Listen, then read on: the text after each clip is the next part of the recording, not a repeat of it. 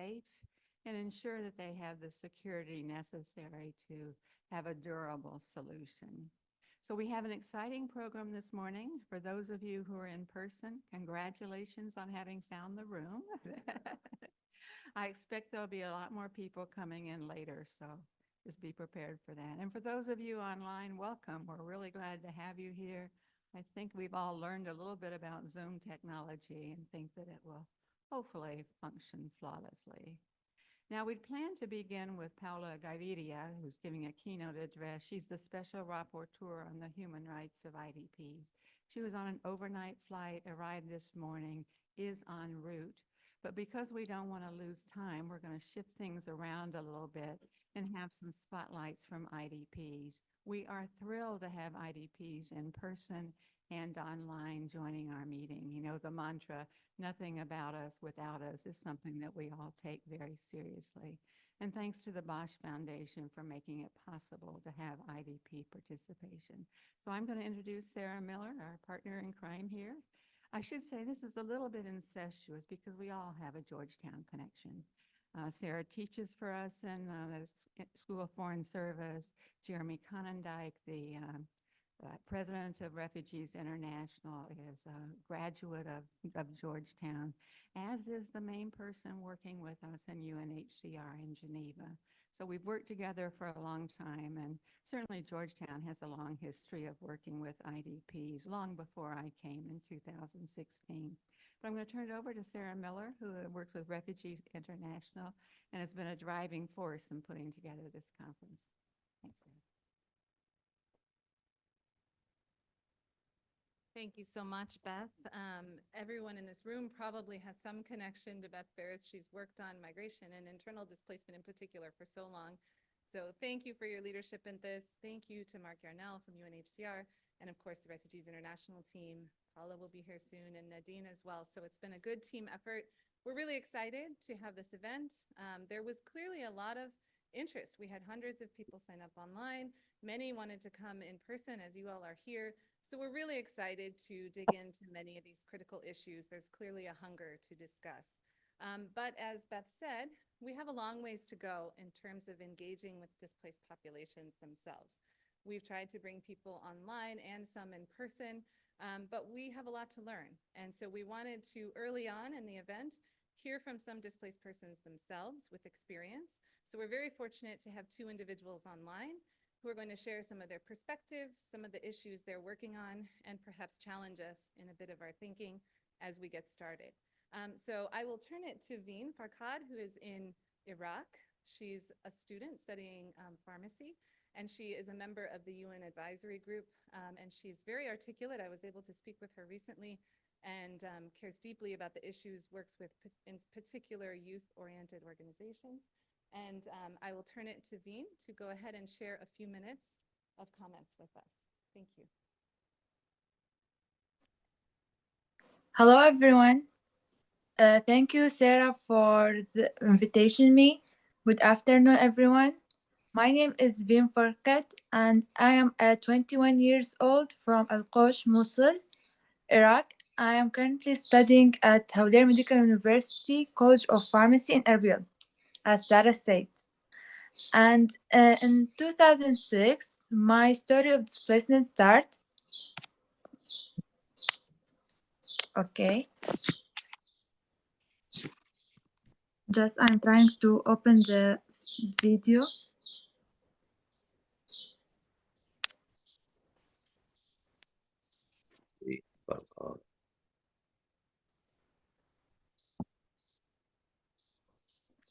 Okay, in 2006, I moved from Baghdad to Al-Qosh because there was no strong government to protect us.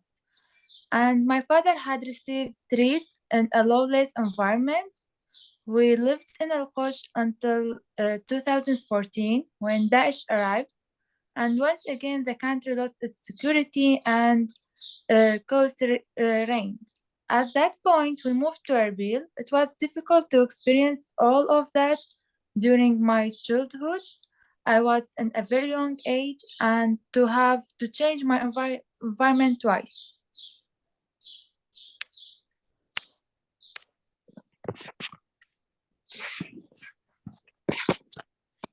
And uh, my story in volunteering started in Erbil.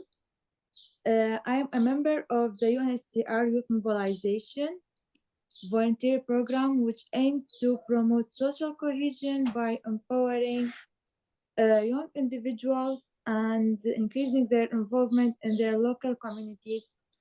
I have also contributed during the influx of IDP by helping with the registration of new families, verifying data, and actively participating in volunteer work. IDP solutions for Iraqi people. When I hear about solution for IDPs in my country who are still living in camp, the government should help them to go back to their cities and villages, which now there is no conflict there. The government and the non-governmental organizations should help them by providing secure shelter, access to basic service like food, water, healthcare, and education, as well as support for the livelihood and economic opportunities. As, as central government and some government has been started in returning back the IDPs to their cities, but the problem is in Iraq there is many and many political parties that not allow the government and the organization to work uh, to work those political parties they build an insecure environment to not allow the IDPs to come back, and also they not allow any help offers that came from organization to reach to them. Giovanna tu var ya can seversen.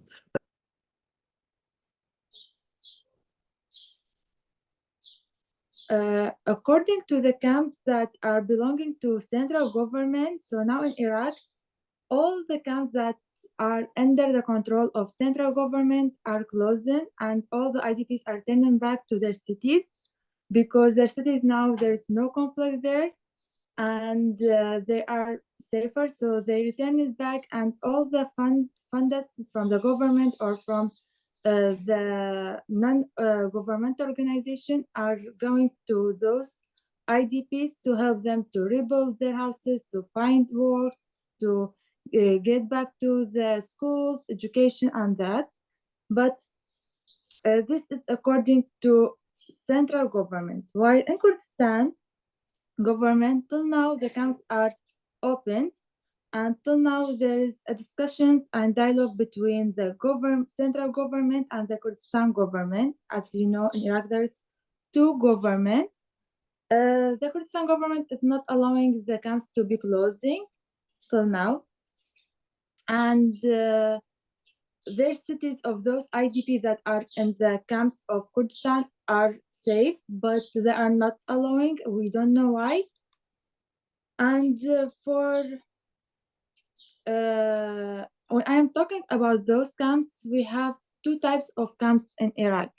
We have camps that have IDPs from the cities that are conflicted, that are unstable, and I'm mentioning about those camps, but we have other camps that involve the families of Daesh or some people that helped Daesh. So those camps, I'm not mentioning about them at all because it's not easy to know what they are facing or what type of help are reaching to them. We can't reach to them, and we can't know any other information about them. And thank you. Bean, thank you so much for beginning with these important comments. And thank you so much for your dedication to your community and your passion on these issues. I know we are all listening closely to better understand the situation. So thank you, Bean, and we look forward to hearing more from you as the morning goes on, if you're able to stay with us. We have one more individual joining us from Yemen. Ahmed, as maybe some of you have seen online, works with the Shabwa Youth Organization, and he's also very dedicated in his community. He was displaced in 2015, and I think we have him online. He is also with the advisory group that the UN has assembled in recent months, and will share a few minutes of thoughts around his work in his community. Ahmed, please go ahead. Thank you.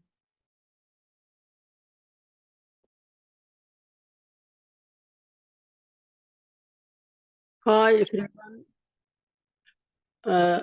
I am Ahmed Zubaydi from Yemen. I was internally displacement in 2015 for the first time.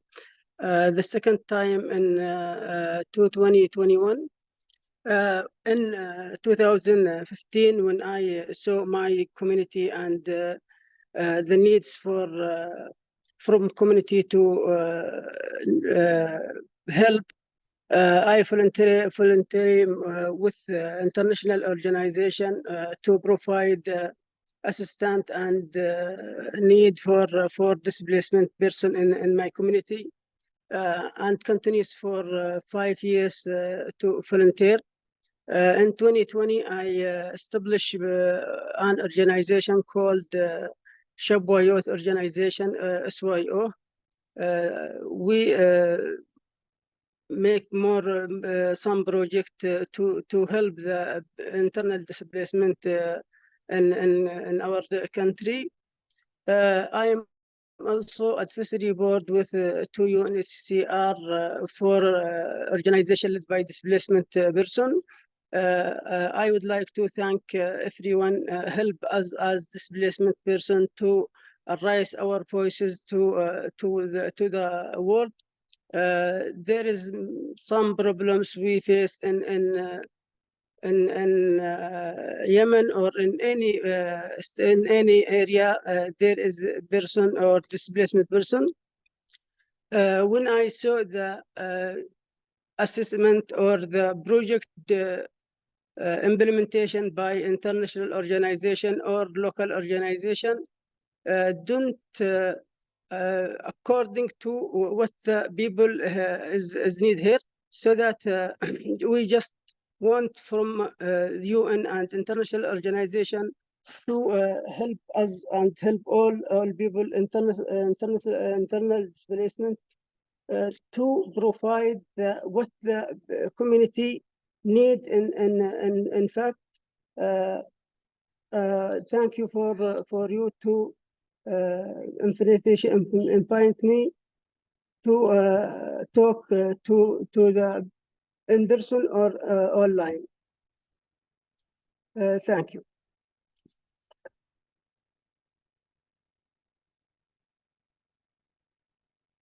Well, thank you very much, Ahmed, for sharing some of your experiences in Yemen. Certainly one of the areas of the world where displacement has been long-term and protracted, and solutions seem very, very elusive. We'll turn now to hear from Paola Gaviria. Paola, since November 2022, has been the UN Special Rapporteur on the human rights of IDPs. You know, this position, earlier called the representative of the Secretary General, has really been a catalyst for work on IDPs in the humanitarian, development, human rights sectors, and so on. And I want to acknowledge the presence of Roberta Cohen and Aaron Mooney, who were some of the pioneers working on IDPs with the very first RSG, Francis Dang. Paola has worked for 20 years as a human rights lawyer in Colombia. She set up the Unidad de Víctimas in Colombia and the Victims Registry, which continues today, trying to find solutions for IDPs. And since taking up her mandate last year, actually a year and a half ago now, she's made a number of missions, observations, submitting reports, and she's also served on the high-level panel on internal displacement. I mean, it's just wonderful to have you here at Georgetown. This is her first trip to the U.S., and she traveled all night to get here. So good luck, Paula, and we look forward to your comments. Thank you.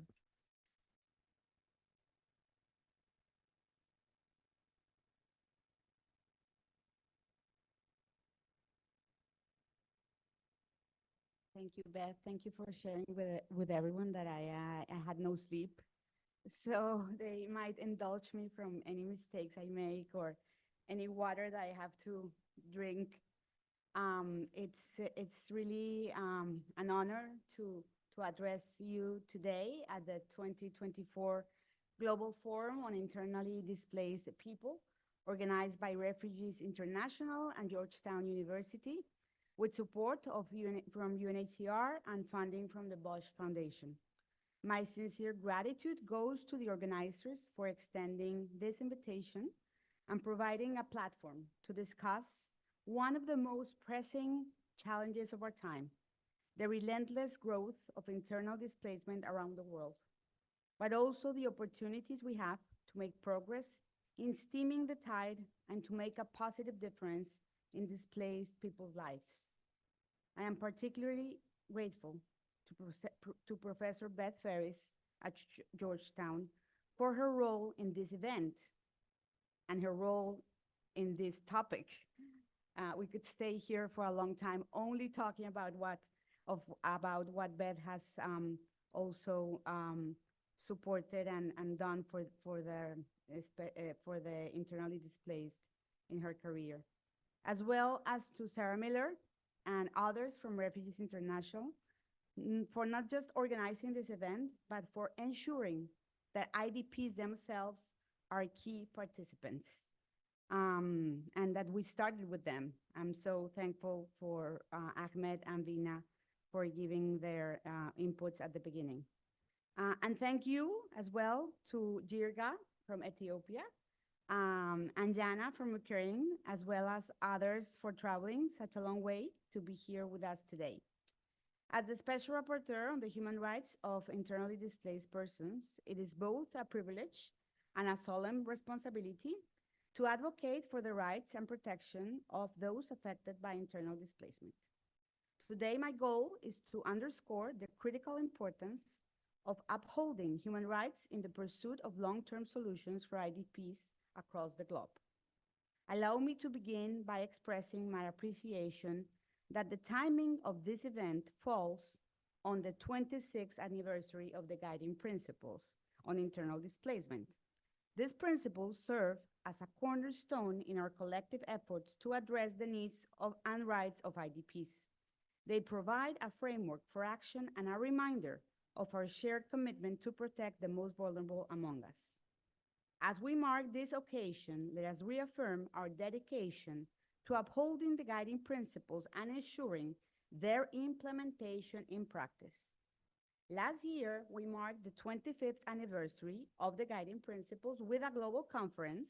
I was in Honduras, and other special rapporteurs were in other places around the world, including the lead drafters, Francis Deng and Roberta Cohen. It is great to see Roberta here today in person. It's the first time that I meet her in person. I am so excited. And I am all for making this an annual event. And it's the second time I see her in Muni as well. And I'm very happy to be here with her here today. So where do we stand as a global community 26 years on from the establishment of the guiding principles? And how do we build on the momentum we have garnered? First, the recent proliferation of policy processes and initiatives on internal displacement may seem daunting, but it is also a sign of renewed attention and light that is being shed on an issue that is too often in the shadows. From the high-level panel on IDPs, where I had the privilege to work with Beth, of which I was a member, to the subsequent UN Secretary General's Action Agenda, and from the appointment of the Special Advisor on Solutions, Robert Piper, to the recent independent review of the ISC humanitarian response to internal displacement, we have made significant strides in shaping the discourse on internal displacement.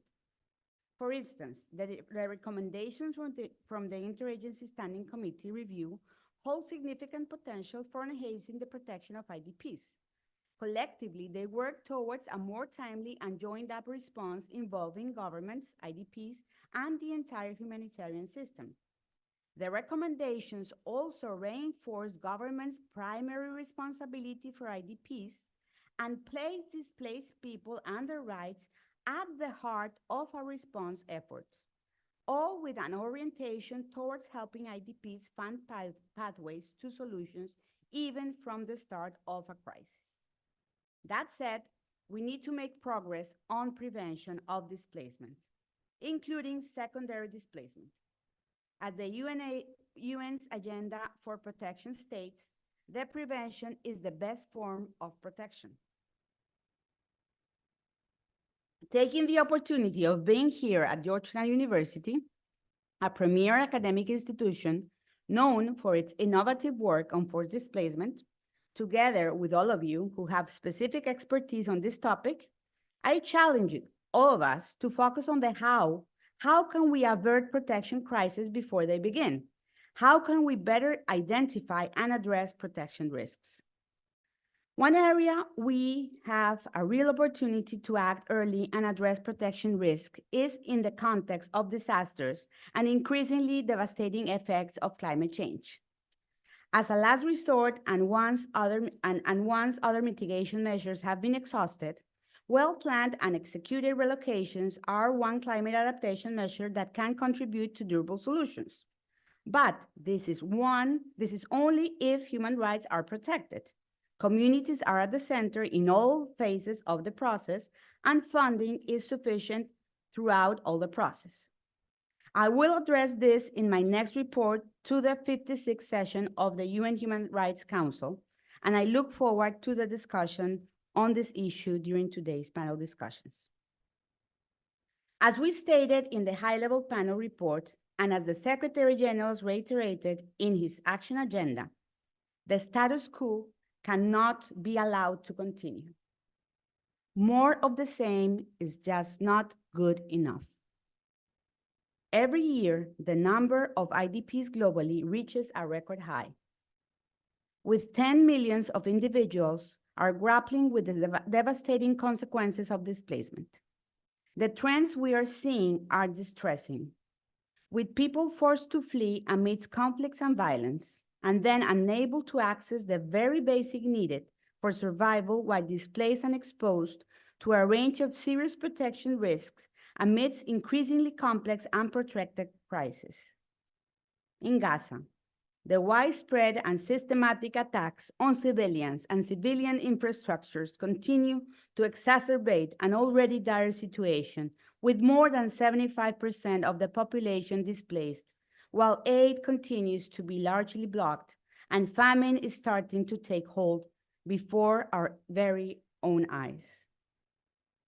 This month, we are 1 year into the current large-scale conflict in Sudan, which has evolved into a devastating humanitarian crisis, leading to widespread violence and displacement of 9 million people internally. Civilians on the run have been faced with unspeakable horrors, including women and girls who are experiencing increased risks of gender-based violence during displacement and at border crossings. Meanwhile, in Myanmar, the Ging conflict involves regular airstrikes and shelling, including in urban areas, and the burning of villages and farms by the military regime. Since 2021, 2.6 million have been displaced internally, with ethnic minorities, including the Rohingya, Kachin, and others bearing the brunt. And let us not lose sight of Haiti, which has witnessed skyrocketing levels of protection risks and internal displacement due to spiraling armed gang violence, with a pronounced worsening of the situation since the beginning of this year. Last week, the UN distinguished expert on Haiti described the situation as apocalyptic. It's like the end of times. Public services have collapsed. Attacks against hospitals, schools, and police stations continue, and there is severely limited access to humanitarian assistance for displaced people and host communities. These are just a few examples of the multifaceted and growing internal displacement crisis gripping communities worldwide. We are layering of protection risk is resulting in increasing harms to those affected and underscoring the urgent need for concerted action and solidarity on a global scale. With protection risks driving displacement, it is crystal clear that we need to be addressing these protection risks as a core part of our humanitarian response and as a core part of our search for durable solutions. Behind each statistic lies a human story of loss, resilience, and hope. Their voices must be heard, their rights protected, and their dignity upheld. For all of the importance of policy processes, the time has come to move beyond rhetoric and prioritize implementation. Concrete action is needed to translate our commitments into tangible outcomes for IDPs on the ground. Fortunately, the story is not all bad, and there are many good things to build upon, including the framework adopted by the guiding principles. The guiding principles have inspired the establishment of IDP-specific laws and policies across 46 countries, from Honduras to Mexico and from Azerbaijan to Georgia, reaffirming that national authorities have the primary responsibility to protect and assist their displaced citizens and residents. Now, as Special Rapporteur and as co-lead of the IDP Protection Expert Group, we are working to support governments to better implement those laws and policies, including through peer learning between authorities from different countries and regions. There are good actors out there, and we need to show them that they are not alone. One key challenge that governments often stress is that once they set up IDP laws or policies, they often do not have the resources to implement them effectively. Special Advisor Robert Piper has made development finance a priority for his tenure, and I commend him, as well as development actors such as UNDP and the World Bank, for increasing their engagement in situations of internal displacement. At the same time, it is a priority for me to make sure that there are proper safeguards in place so that displacement people's rights are protected, for solutions cannot truly be achieved without this. So I appreciate that this conference includes both humanitarian and development experts so that we can work together on this matter. And we must not forget the essential role of peace actors. The full implementation of peace agreements must have durable solutions to internal displacement as one of their goals. This can help prevent displacement from happening again and to ensure that the gains of humanitarian and development work is not unraveled. Most of all, we must do all that we can to make sure that IDPs are involved in decisions about their future, including in peace processes and disaster reduction efforts, and to ensure that already marginalized groups are not left even further behind. After all, they are the ones that know their situation best and can't advise us on what they need to resume a normal life. Though some of the stories IDPs have recently shared with me are devastating, I have been deeply heartened by the fortitude and determination of displaced people themselves. In Ukraine, for example, I was inspired by so many of the IDPs who I met and who are passionate and committed to working towards a better future, both young and old. My participation on local IDP councils, which are consultative bodies that provide expert support, they gather a mix of IDPs, civil society representatives, and local government officials. As I heard from one IDP from Ukraine in a virtual roundtable last week, this mixed composition is valuable as it is bottom-up and top-down information and advocacy flow that influences high-level government and local government in decision-making. And the councils are about more than just identifying assistance needs. As a member of the parliament who is an IDP himself said to me, the councils can help bring people back to normal life by fostering connections within communities. And I am happy to see Jirga from Ethiopia here today, who last week made the important point to me and to other IDPs in a virtual roundtable. You brought other IDPs to a conversation, Jirga, that localization should be the top of the agenda From him, and Jurga, I hope that I'm getting this right, localization is empowering local communities through their own structures, and this requires a dedicated budget. I look forward to hearing more from you today on this topic. I also look forward to hearing from other IDPs joining us today, both in person and online, and encourage you to share your insights and lived experiences. This is a priority for me as a special rapporteur to support the meaningful participation of IDPs in decisions that affect them and ensure the rights, dignity, and agencies of IDPs are at the center of our efforts to realize durable solutions to displacement. As citizens and residents of the countries in which you are displaced, your voices are not only valid, they are indispensable. IDPs' perspectives must inform our policies, programs, and interventions, ensuring that they are relevant, effective, and responsive to the needs of those most affected. So I thank Refugees International, Georgetown, and other conference organizers for prioritizing this issue. In conclusion, I extend my heartfelt gratitude to each and every one of you for your participation in this conference, both in person here in Washington and online from around the world. Let us seize this opportunity to reaffirm our commitment to upholding the rights and dignity of internally displaced persons. Together, let us work towards a future where displacement is no longer a barrier to humanity flourishing. Thank you very much.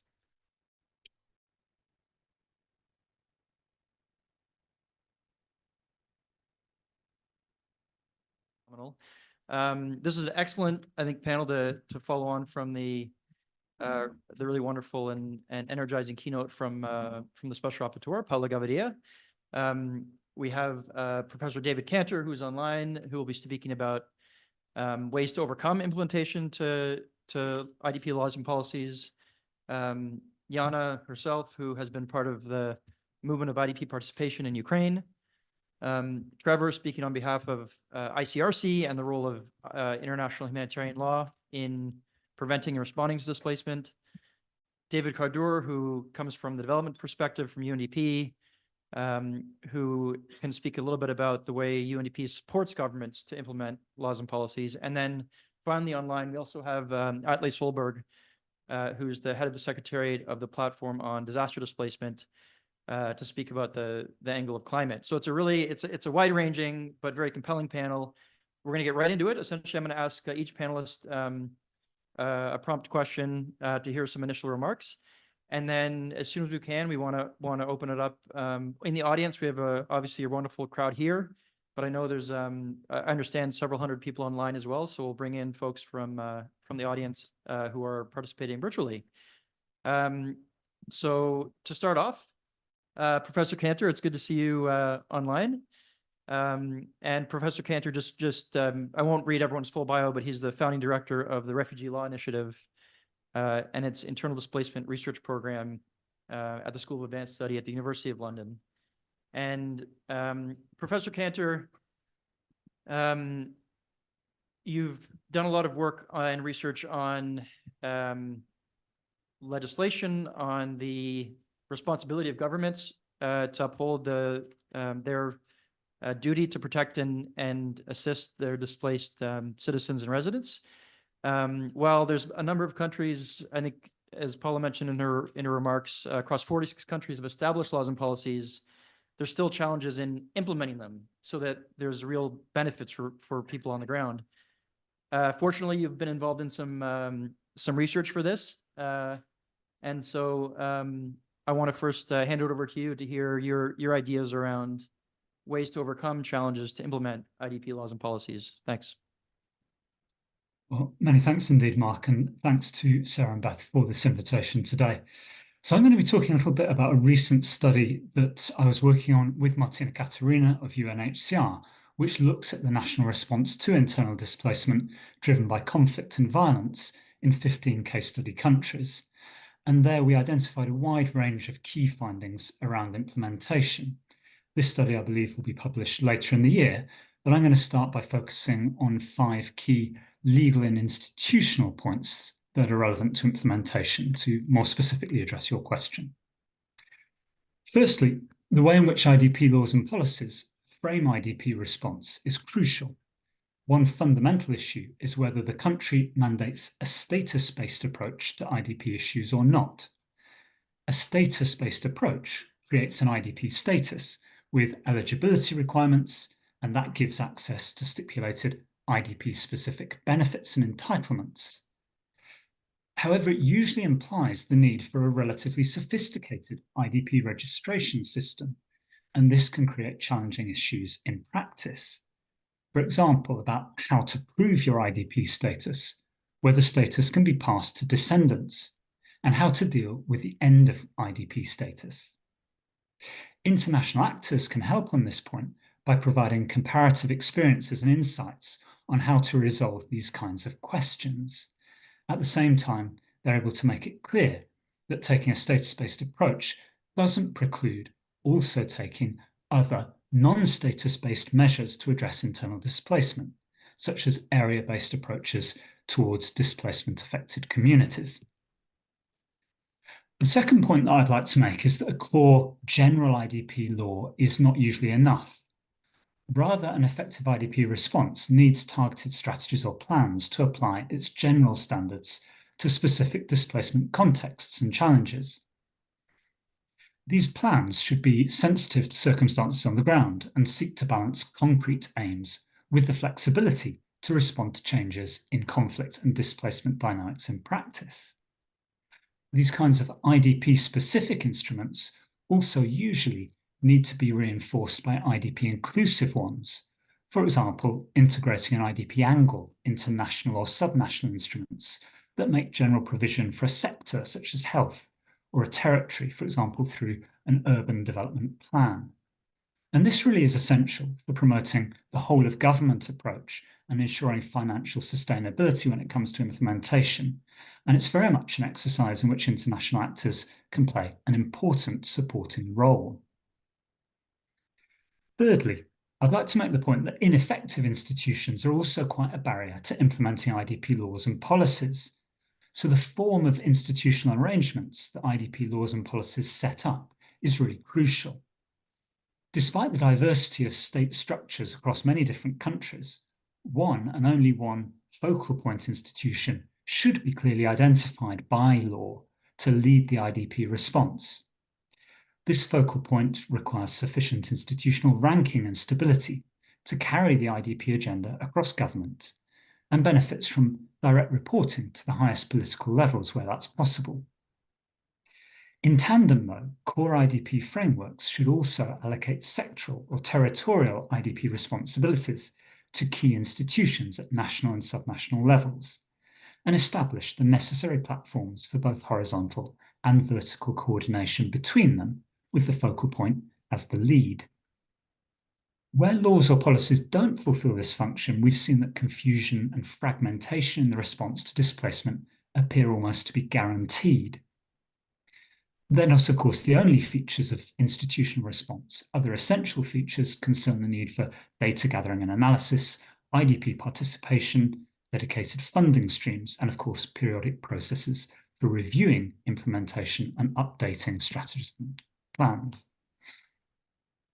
Fourthly, ownership of the IDP response, we found, appears to be stronger in middle-income countries with relatively strong state institutions and legal traditions. Thus, the willingness and capacity to implement IDP laws and policies are likely to relate closely to such structural features of country context. This suggests a particular role for international actors in helping governments to identify and build on the particular institutional strengths of the country when developing an IDP response. Wider structural limits within those institutions, in other words, structural limits to the functioning of those institutions in the country, also need to be taken into account, particularly in low-income countries with fragile institutions, where international actors often initially play a much larger role. We saw in that regard that prioritization, whether of the most vulnerable IDPs or of the territories most affected by displacement, tends to emerge as a key strategy where resources are scarce. But prioritization has its difficulties, and sensitivity to context is really crucial in this regard. And prioritization measures should be on a principled basis by reference to the best available data. Finally, where international partners effectively end up leading the IDP response in a country, states tend to feel limited ownership of the IDP response for obvious reasons. Nonetheless, it seems that a sense of government ownership can be built up by engaging relevant institutional actors in the country in the initial process of developing national IDP frameworks.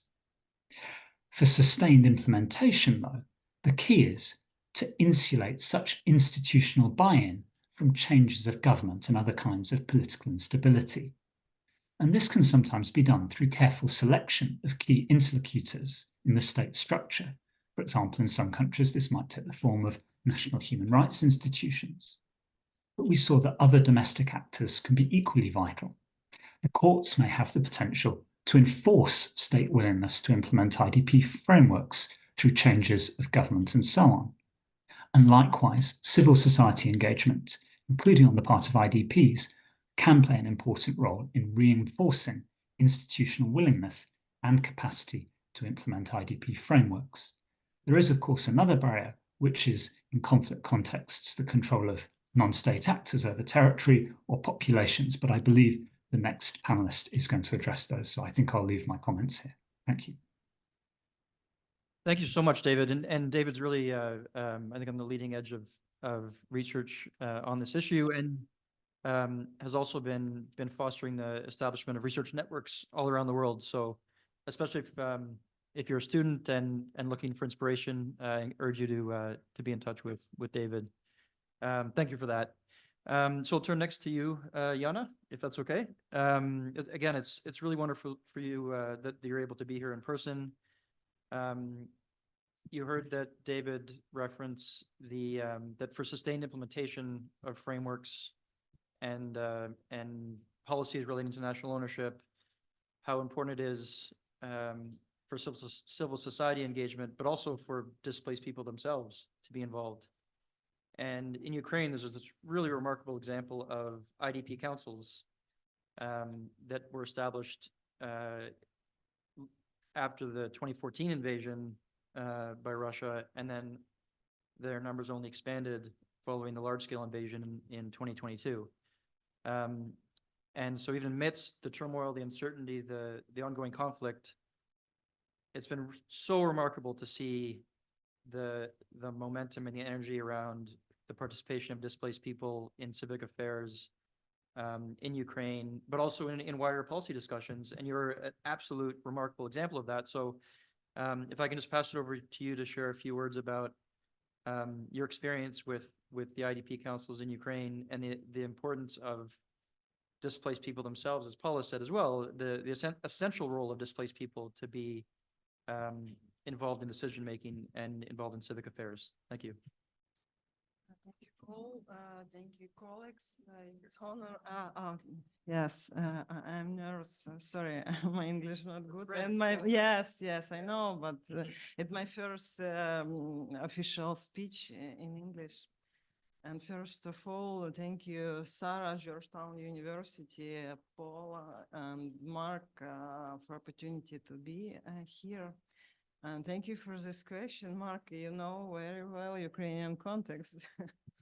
And it's a great honor for me to stand before you today and as a head of IDP Council representative region currently affected by territorial disputed a result of Russia's ambitions in Ukraine, and bring with me a perspective of expression double internal displacement, having personally felt the destructive impact on conflict and occupied my community, and having experienced significant upheaval on my life.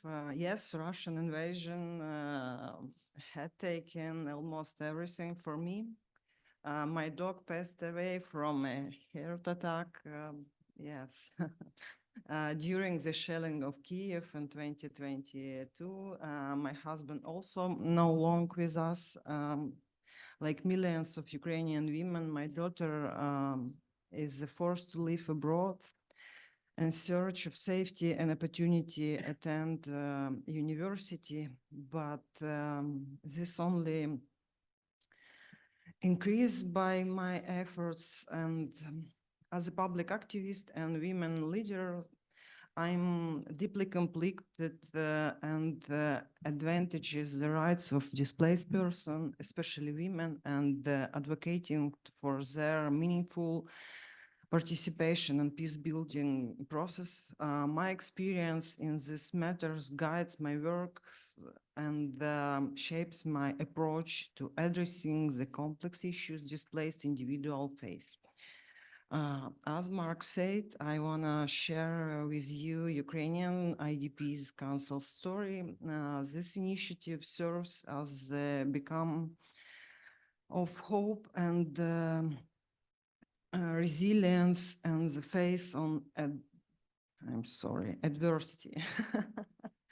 As Paula said previously, IDP councils represent a unique and innovation approach to governance and community development in conflict-affected areas, providing a platform for dialogue, advocacy, representation, and community environment. Following the Russian occupation of Ukrainian territories, firstly, 10 years ago, millions of Ukrainian people, including myself, were forced to leave their home in search of safety. In this atmosphere of uncertainty and turmoil, IDP Council emerged. Led by individuals like myself who were determined and ensure that the voices of displaced persons were not forgotten. As of this April, 826 IDP councils have been established at various levels around Ukraine. A significant milestone in our journey was the resolution adopted by the Ministry of Reintegration of Temporary Occupied Area, which mandated the established of IDP councils at all local self-government bodies. This resolution enabled IDPs to legally participate in decision-making processes within host community, ensuring that they were heard and their right upheld. As I said, the IDP Council represent a paradigm shift in approaches to government and community development and conflict-affected areas. They create a forum to displaced persons to come together, share their experience, and actively participate in decision-making process that affect their life. This may seem like a Ukrainian dream for IDPs and refugees and around the world, an answer for reintegration question. But in Ukraine, the war is continuing.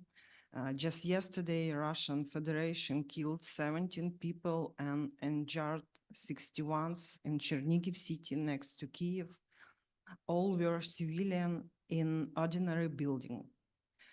As we look to the future, IDP councils serve a solution and inspiration and hope for displaced individuals around the world.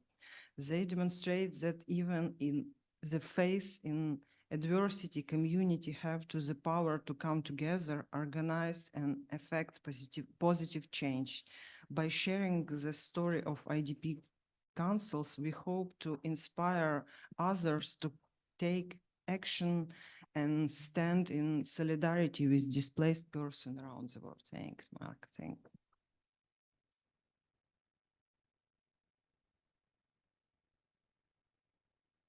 Thank you, Jana, and thank you again for being here.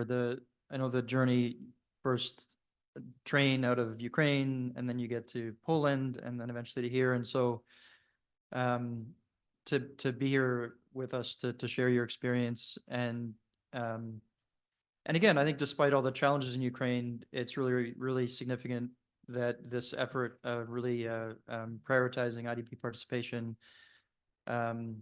by civil society, by the government, by IDPs themselves is important to share. And In addition to the work that Jan is doing within Ukraine, you're also, if I can share, a member of the advisory group of IDP leaders to the special advisor on solutions to IDPs, Robert Piper, as a way to share lessons with other IDP leaders around the world and engage even at a broader level. So we can also get into that during the Q&A, but thank you again. So now I'm very pleased to hand over the mic to Trevor Keck. And I've known Trevor for quite a long time and have been able to collaborate with him. We run together. He's always faster than me. So I just want to share that. It's fine. I'm not insecure. And you know, I mean, one thing that Paula mentioned was how wonderful it is that we have both the humanitarian and development actors in this room together. And so we have Trevor and David right beside each other. And so I'll first hand it over to Trevor, because I think to be able to hear about, you know, while there's understandably very significant attention on how to address long-term protracted displacement, bring in development finance, and break through some of these very difficult long-term issues. We're, as Paula said during the keynote, we're still confronting some really serious new emergencies every day. And the role that ICRC plays, the role of upholding international humanitarian law is so significant, both in preventing and responding to IDPs. So no pressure, but just want to pass it over to you to hear a bit about the importance of IHL and some concrete ways that ICRC is involved in this response. Thanks. Thanks, Mark, and thanks to Refugees International and Beth Paris, and I'm probably missing some folks, but thanks everyone to help put this together. I think it's important. Yeah, I mean, as Mark mentioned, and I think it's probably not a surprise to anyone, the displacement numbers continue to climb higher and higher every year, hitting a record number last year, and I expect we'll hit another record number this year. And that's not really surprising because we're seeing an escalation of conflict around the world, and also the risk of climate, which is adding to the new risks. And often we see that there's a strong overlay between conflict and climate, where in 14 of the states out of the 25 states that are most vulnerable to climate change, 14 are in conflict. Sorry, closer? Okay. So I think that's one point we want to make is, yes, we're seeing escalation of conflict around the world that we're all watching on the news in Gaza, in Sudan, in Ukraine. Those are the three kind of big ones right now, but there's plenty others. Congo, there's been a lot of new displacements this year, on top of very protracted conflict. And as Mark mentioned, I mean, the ICRC has a strong role to play in terms of international humanitarian law, although we don't uphold it ourselves, we just advocate that people actually uphold it. So that's our role as the custodian or guardian of international humanitarian law. And what I wanted to talk about today was just how that is a tool, and that, you know, displacement and conflict shouldn't necessarily be a given if parties to conflict are actually upholding their obligations under international humanitarian law. While we don't have I think everyone knows that we don't have a convention for IDPs, like refugees. The Geneva Conventions provide a lot of protections, along with the guiding principles, along with other instruments that I think David was talking about, tools like national authorities implement legislation. And we also did quite a bit of work on the Kampala Convention with the African Union, which was building on the guiding principles. So, I mean, the Geneva Conventions obviously prohibit forced displacement, but they also, and then they also protect civilians, protect civilian infrastructure. All of this goes a long way if parties to conflict are actually adhering to the rules of armed conflict, to keeping people in their homes, right?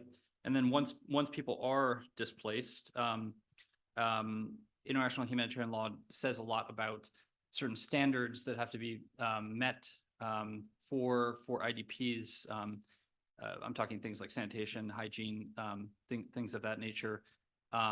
So, you know, I think I just mentioned this because I think we take it as a given that anytime there's a new conflict, there's going to be just a heavy amount of displacement. And That does happen, but that's probably because there's not enough, we see insufficient respect for international humanitarian law. And I thought it's important to bring this message because this year is the 75th anniversary of the Geneva Convention. So we're trying to press around the world for states to make this a greater political priority. Given that we see, as I said earlier, insufficient respect in all of these conflicts, particularly the three ones I just mentioned. And if there's greater respect for the law, that would mean less displacement, and these figures wouldn't climb so high. Mark also asked me to say a word about, and we could talk more about that, I guess, in the Q&A about the role of IHL, but it provides a strong framework. So how we work with IDPs, ideally is helping them to meet their needs themselves or engaging with authorities, with camp authorities to make sure their needs are met through emergency relief, livelihood support. We also work a lot on family contact services, and that's often, if you go into an IDP camp, that's mostly what that's kind of the lead thing that we take on is the family links element, because a lot of people are obviously just disconnected from their families in conflict. And then, as I mentioned earlier, we also do advocacy with states, with militaries, with non-state armed groups on their responsibilities under international humanitarian law. Global awareness raising and advocacy on rights of IDPs, on, I think a lot of folks know that we did a lot of work on the guiding principles, on the Kampala Convention, which I mentioned. And then we also provide legal and policy advice to governments, should they want to develop national frameworks, and we encourage them to do so, that protect the rights of IDPs from a rights-based perspective, and establish mechanisms to provide support for IDPs. And then, engage directly with the communities to understand their needs and discuss risk, potential mitigation mechanisms, and see what additional support we can provide to strengthen their resilience, self-sufficiency, and mitigate risk of either further displacement or attacks or protection concerns that might come up for IDPs. So that's principally how we work to support IDPs. And I think we have, in terms of like key messages, a lot of the same ones I think David brought up. I think there's kind of 4 key points. One is that states need to adopt frameworks that protect the rights of displaced communities, and then also establish programs to support them. As I mentioned earlier, respecting the law of armed conflict, which goes a long way to prevent and mitigate the consequences of displacement. Fund humanitarian relief, so we can do this work, and others as well. And then lastly, but certainly not least, is strong point on including IDPs in decisions about them. Very much what Jana was talking about earlier, about the role of IDPs in consultations and having a voice to shape their future. Wonderful. Thanks so much, Trevor. And for many of my experience engaged in country operations and engaging with ICRC, there's no entity like it in terms of its role in, you're right, maybe not upholding IHL, but in advocating for others to uphold IHL. And thanks for sharing some of the concrete work that the ICRC is doing in this regard. We'll turn next to David Kodur. David is the Human Mobility Advisor within the Recovery Solution and Human Mobility team at UNDP in the Crisis Bureau in New York. So thanks so much for coming up from New York. And again, it's still a journey. It's not Ukraine, but it's something. Again, I think that it's so important that we can have both the perspectives from those working on immediate response, those working on longer term recovery and solutions, and even, as others, but also as Trevor has said, one of the key issues is that it's important for there to be frameworks in place for how governments respond. But so often we hear that once frameworks are in place, there's concerns about budgetary resources, about capacity, how those things will be implemented. And so I think it's just, I'll pass it over to you to hear a bit about UNDP's approach to supporting governments to address internal displacement in looking at longer term recovery and solutions. Thanks, David. Thanks, Mark, and I'm very happy to be here. Thanks, Beth and ICIM and Georgetown for this. It's really great to interact not just within the UN actors, but with also academia and other people. Actually, I was thinking, I live in a world where we talk about IDPs all the time, or refugees, but we barely hear from the IDPs. So it's a great initiative, and also Refugees International and Sarah we heard from Vin in Iraq, from Ahmed in Yemen, and of course from you, Yana, and we still have the experience from Ethiopia, Yerga. So it's really great, because this is what we should do. We should hear from the IDPs, and unfortunately, too often our work is taking decisions on behalf of IDPs or other vulnerable populations, deciding that this is good for them. And then they have to take it. This is good for us. But it's not always the case. And I was thinking, on maybe two quick examples. I lived many years in Colombia, and we met with Paula in Bogota. But I remember that so the government, the previous government, a long time ago, was saying these IDPs, they have been displaced for more than 10 years, 15 years. We shouldn't consider them anymore as IDPs. So this is what our word called the end of displacement. They have been displaced a long time ago. They are settled, whatever that means. They are not displaced anymore. And the IDPs were saying, wait, we disagree. We still were forcibly displaced. We had to leave our houses, our villages, and now there are people living in what was before our house, and we cannot return, or if we return, in what conditions, because it won't be the same. And so this is an example of the discrepancy between what we consider is the reality of IDPs and what is the real reality of IDPs, if that makes sense. The second example, I was a couple of months ago, I was in Chad, and I traveled to the region of the Lake Chad, and talking with IDPs, they were saying, we don't want to receive subsidies anymore. And it's seen as a success. We have these opportunities, people are relatively stable, and they receive an income, which is called a subsidy. And they were saying, we don't want that anymore.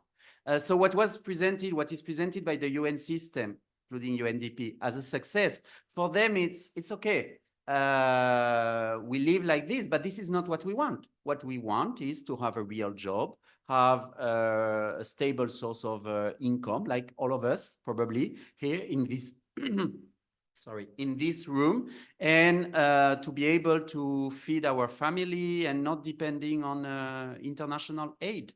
And so I think it's very important, and this is where, and now I start answering your question, is why, as UNDP, as the lead development agency within the UN system, we were very excited about the SG action agenda on internal displacement, and of course, before that, the report of the high-level panel saying we need to move from only humanitarian response to a more development approach. Of course, it doesn't mean humanitarian is not needed anymore.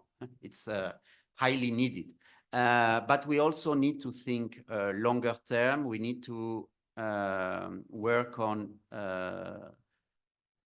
longer term solutions, development solutions, we say at UNDP, and we need to work with governments. And therefore, there is something very important in the report and in the action agenda is nationally on solutions. But so what does it mean nationally on solutions? Because again, we used to talk about IDPs without IDPs, and many times we talk about nationally on solutions without governments. And that sounds weird, but this is the reality many times. So what does it mean? So for UNDP, we have developed this development approach to solutions articulated around 5 pathways. And the pathways is basically what should you do in terms of public policies, in terms of the governments at the national and local levels, so that you can improve the living conditions of IDPs and their communities. But I will come back on that. So we have 5 pathways. And the first one is you need to strengthen governance and you need to have strong institutions. So that's very important. And of course, this is the core of the work of UNDP. It has been what we have been doing for decades, working with governments, strengthening national and local governments. Then, and that comes back to my example of Chad, you need to foster the socio-economic integration of IDPs and also the reintegration in the case of returnees. And basically, it's about giving access to livelihoods and jobs. I already explained that. It seems obvious, but in many cases, it's not obvious. I too often read UN documents, or we have discussions or whatever about solutions, and I don't see the word job, I don't see the word employment, I don't see the word labor market. How can we talk about solutions if we don't talk about what is key for anybody? Then solutions and the pathways to solutions is about civic and political participation, because you cannot pretend that IDPs and the solutions to IDPs, IDPs are integrated, have agency if they cannot even vote. Which is the case in many countries, because you can only vote in the city or the area where you were born. So just changing that. And you see, you can do all the work on the field. If you don't work with the government to change the laws, to change the regulation, it's not going to happen. The 4th pathway, the 3rd one was civic and political participation. The 4th one is security. Because again, we cannot talk about solutions if there is no security, which applies to IDPs, also the communities where they live. And this is why the work on peace building is also very important. And you have mentioned humanitarian and development actors, but of course, we also need to bring the peace actors in all this equation. And finally, I was talking about communities and host communities. Social cohesion is our 5th pathway, and it's fundamental. Because again, too often when we have a humanitarian approach only, we focus on IDPs. What about the communities? And many times that creates tensions. Why is the international community focusing only on IDPs? Why are they receiving the subsidies? We are also vulnerable, we are also poor. So if we don't have a comprehensive approach to displacement, where we address the needs and vulnerabilities, of course, of IDPs, but also of the host communities, which many cases are in the same or even worse situation, we are missing the point. So for UNDP, these two points are extremely important. We need to work with the governments. We need to work at the national and local level. They are those making the laws, making the reforms that we need. Sometimes it's challenging because the government in some cases is the reason why people are displaced. So that's challenging. Sometimes we cannot work with the national government, but we still can work with the local government. But in any case, this is extremely important. And the second lesson, a second important point, when we talk about solutions to IDPs or to internal displacement, we need to incorporate the communities and work with the host communities and sometimes too with the origin communities, so that, again, we are not missing the point and creating more tensions and creating more harm than we should. Thanks. Great, thank you so much, David. And it's very encouraging, the increasing engagement by UNDP in internal displacement, as you mentioned, to look at the situation holistically. And I think part of the experience of UNDP's role in just bringing a political economy analysis to look at the various facets is something that is valuable for all actors across the board. So thanks again for being here. I'm going to turn it over to our final panelists just in a second, but just for those online, if you'd like to submit a question, there's a specific Q&A box that you can write a question in for after the final speaker, and then we'll try to have some dialogue both in the room and online. But first, I'm very pleased to pass it over to Atle Solberg. He's the head of the Secretariat of the Platform on Disaster Displacement, which grew out of the Nansen Initiative on addressing climate displacement. And Atle is also a member of the IDP Protection Expert Group, which Paula referenced in her opening. And Atle, I'll turn to you. It's easy to be very pessimistic, apocalyptic, depressed about the prognosis of the impact of climate, and the World Bank figures of 216 million people that could be forced to be displaced internally by 2050 due to aggravating effects of climate change. At the same time, you've seen firsthand some really encouraging work that governments themselves are doing, working with communities and other actors to either prevent disaster displacement or respond to it in an effective way. And so I'll pass it over to you to hear some of your thoughts on that. Thanks, Atle. Thank you, Mark. And can you just confirm that you hear me okay? Loud and clear. Thanks. Fantastic. I'm joining you from Geneva, Switzerland. So sorry I can't be with you today. And thanks a lot to Sarah and Beth and Georgetown and Refugee International for this invitation.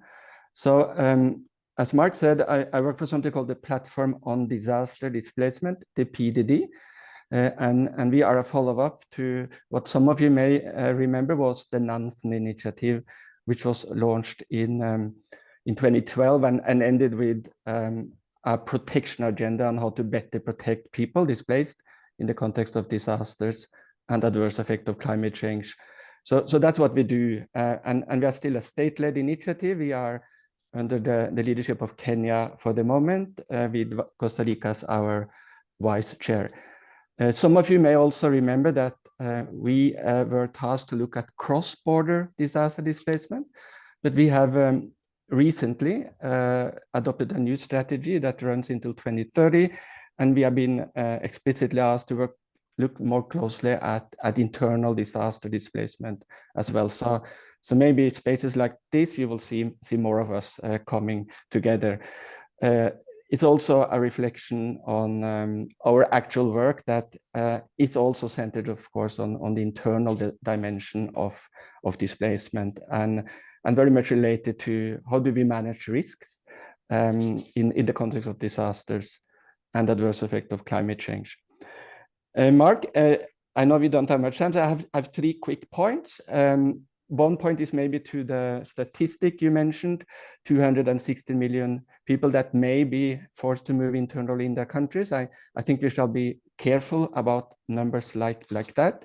The World Bank also recognizes that this is a number that we may see if we are not able to act. And clearly we can act on quite a few parameters. We can combat global warming, we can build resilience, we can make sure that risks are integrated into the development planning. So this is also a number we can really at least aim to get lower. But the point is there that one of the single most important thing we need to fix going forward is to combat global warming, because we will see more frequent sudden onset events, and we will see more slow onset events if we are unable to reduce global warming. I think another number, which is probably just as telling, is the number that Internal Displacement Monitoring Center gave us last year. More than 30 million people have been displaced internally in the context of sudden onset events, mostly weather-related events such as flooding, storms, hurricanes, and drought. And some of these are a result of seasonal variability, not necessarily linked to climate change, but many weather events will also be negatively affected by global warming. That number of 31 million people is also, at best, an estimation. It is clearly probably a sub-estimation because it doesn't really capture what happens in small events, in many small events, disaster events, and also slow onset events related to climate change. Think of environmental degradation resulting from sea level rise, salination, etc. And it is a fact that we don't really have good stock data. This is a concept that Internal Displacement Monitoring Center, we have good flow data, we have data on events, but we know very little what happens to people after they've been displaced. And most people are very often able to return back, but many are not because of extreme environmental degradation. So that's a data gap. And I think we need to step up efforts to address that if we are going to be able to talk about solutions, if you don't even know who has not found a solution. So that is maybe my first point, a little on data gaps and how to manage numbers going forward. The second point I wanted to make, and I'm picking a little up on what the special rapporteur, Paula talked about, that there's quite a lot we can do to prevent or reduce or manage the risk of disaster displacement. And maybe unlike conflict, or maybe say it like this, Trevor mentioned a few tools that we can use under international humanitarian law to prevent displacement. And there are clearly many other tools we can use to manage risk and prevent displacement in the context of disasters and adverse effect of climate change. Very often we talk about a risk of displacement being a result of an hazard, which is, for example, a hurricane is a result or a function of the exposure that people may have to that hazard. Some people are not living in flood-prone areas. Some people are not living in coastal areas, and that they may not be exposed to that hazard. And then finally, the vulnerability. People have to cope with those hazards and that exposure. And if you think like that, in terms of hazards, exposures, and vulnerability, and the risk of displacement being a function of that, it's clearly a lot we can do to at least reduce the risk of displacement. And what we are very much advocating is that within national adaptation planning, within national disaster risk management strategy and policy planning, and what we call national determined contribution, where climate change ambition are included, and also clearly into development planning, we need to make sure that mobility or displacement is included. And that's going to be a very powerful tool going forward in terms of being able to manage risks better. And there are good examples of that for your question. In El Salvador, we have example that in the national determined contribution, NDC, submitted to the Framework Convention on Climate Change, there is explicit mention to mobility challenges. Fiji has included plan relocation measures into the national adaptation plan. And also in a country like Chile, we see how disaster risk management strategies have included this. So that's my second point, that from an institutional framework, a governance perspective, we need to make sure that mobility risk and challenges are included into these development tools. And that's probably the best thing we can do to reduce this risk. And this is also back to what Paula talked a little about, the proliferation of initiative in this area. So there are some important example that we can draw on. But it is still an developed area. There is so much else to do. So that was my second point around we have quite a few tools we can use to prevent and manage risk of displacement, and let's use them and scale them up. And the key message, maybe this is David Case would welcome this, is to get these challenges into national development planning. And you mentioned Colombia, David. We are also working with the DNP, the National Planning Directorate in Colombia, to make sure that disaster displacement is being activated within the development planning. My third point is that we are, unfortunately, in many instances, reaching the limits to adaptation due to adverse effect of climate change. We will see situations which are not fit for habitation or human habitation. So we need to also scale up the tools we have to protect and find solutions. And some good examples in that vein, and Paula, I think, mentioned it, that you need to have specific policies, for example, on planned relocation. If you have reached a point where communities as a last resort will have to move, you have not been able to adapt, you have not been able to reduce risk sufficiently, you need to plan for the movement of people. And a good example of a quite developed institutional framework where it is placed both in law and policy, as well as a lead ministry, is in Fiji, what they have been enacted under planned relocation. Another very strong example from the Pacific is Vanuatu, where you have a national climate change and disaster displacement policy, which also assigns responsibility. These policies can both be, and I think David Cantor also talked about, it can be standalone policies, as we maybe see in Vanuatu, but also equally important, they can also be integrated and be displacement specific into that. And I think that depends on the situation we are talking about. This morning, we actually, and I want to highlight this, maybe my last point, as a very interesting effective practice, is that we are working with the government of Bangladesh and partners to support implementation of the national strategy on internal displacement management. And that's a comprehensive policy tool. It is with institutional responsibility assigned, and it's very much a blueprint also of the guiding principles, in the sense that it has chapter on prevention, chapter on protection, and chapter on durable solution. So this is also probably an effective practice we may want to look at and learn from and scale up.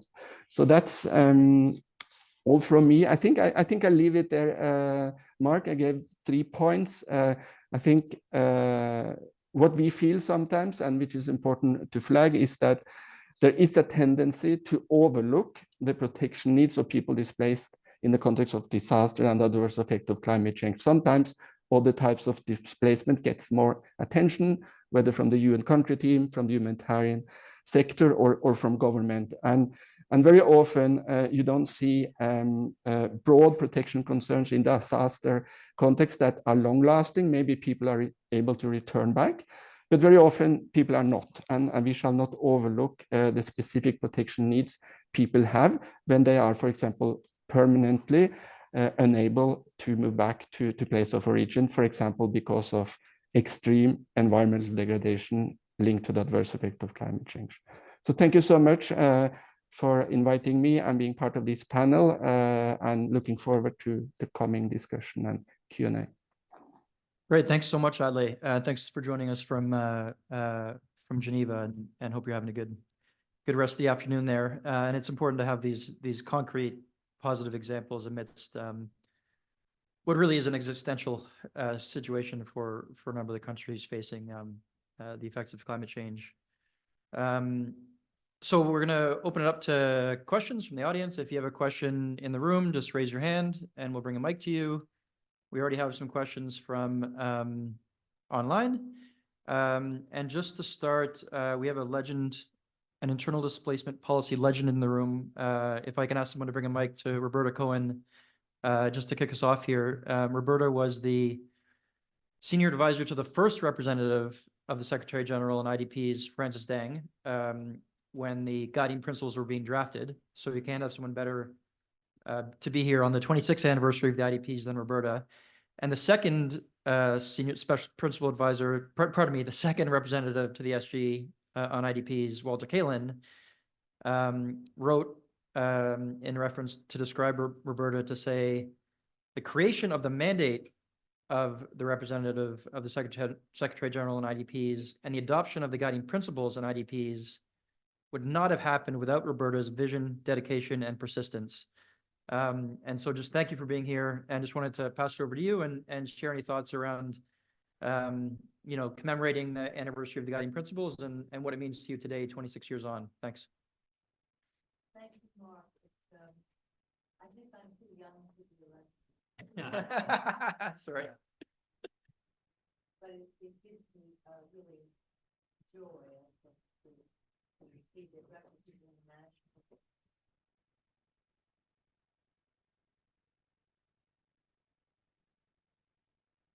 It gives me joy to see Refugees International and Georgetown, Beth Ferris, and Sarah Miller. Not this one? Wow. It's good. It's on. No? Oh, okay. I wanted to say it gives me joy to see Refugees International and Georgetown, Beth Ferris, and Sarah Miller really raising visibility to the millions of persons around the world internally displaced and promoting concrete actions to deal with this. And I know them both, of course, from earlier times, and it's wonderful to see them continuing and making such contributions. Now, in a world with growing disregard for the norms of war, the principles, the guiding principles, are still a critical empowerment tool if they're used effectively. The Special Rapporteur, Paula Gaviria, mentioned that it's their 26th anniversary. I was engaged in their development together with Francis Dang and Walter Kalin, who's just come out with a very brilliant book that I recommend to everyone, Internal Displacement and the Law. It goes well beyond the law, but I think it really would be very useful for everybody here to take a look. That's Oxford University Press. The principles were based on the special needs of IDPs, restating international law to respond to those needs. The International Committee of the Red Cross and UNHCR were key participants in the drafting process.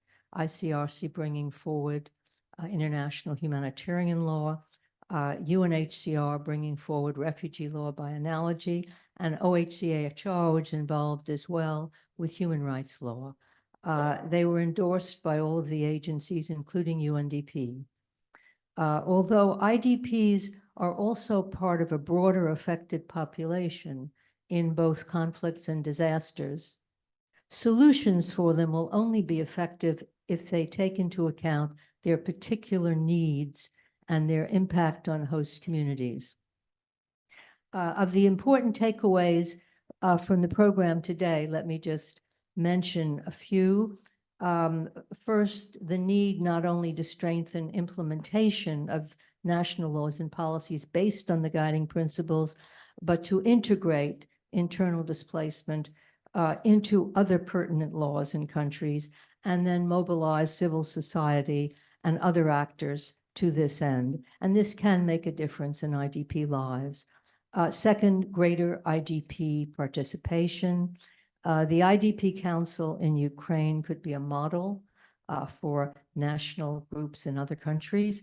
I always dreamed of having regional gatherings of IDP representatives, followed by a World IDP Congress.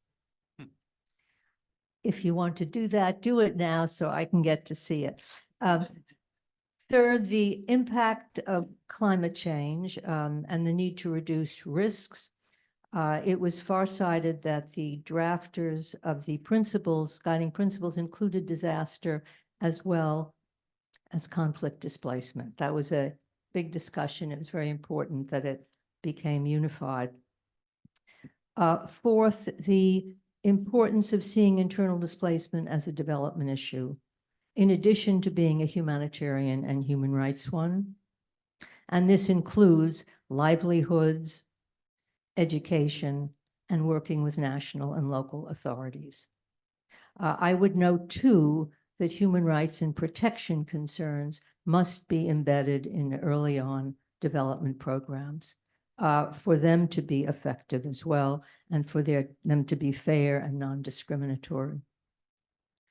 Let me add my own point to this group, and I find it regrettable that the post of Special Advisor to the UN Secretary General on Solutions is time-bound and will have to close by the end of the year. There couldn't be more need than now for a senior person at headquarters to oversee solutions and ensure accountability in the field. I turn it back to you, Mark.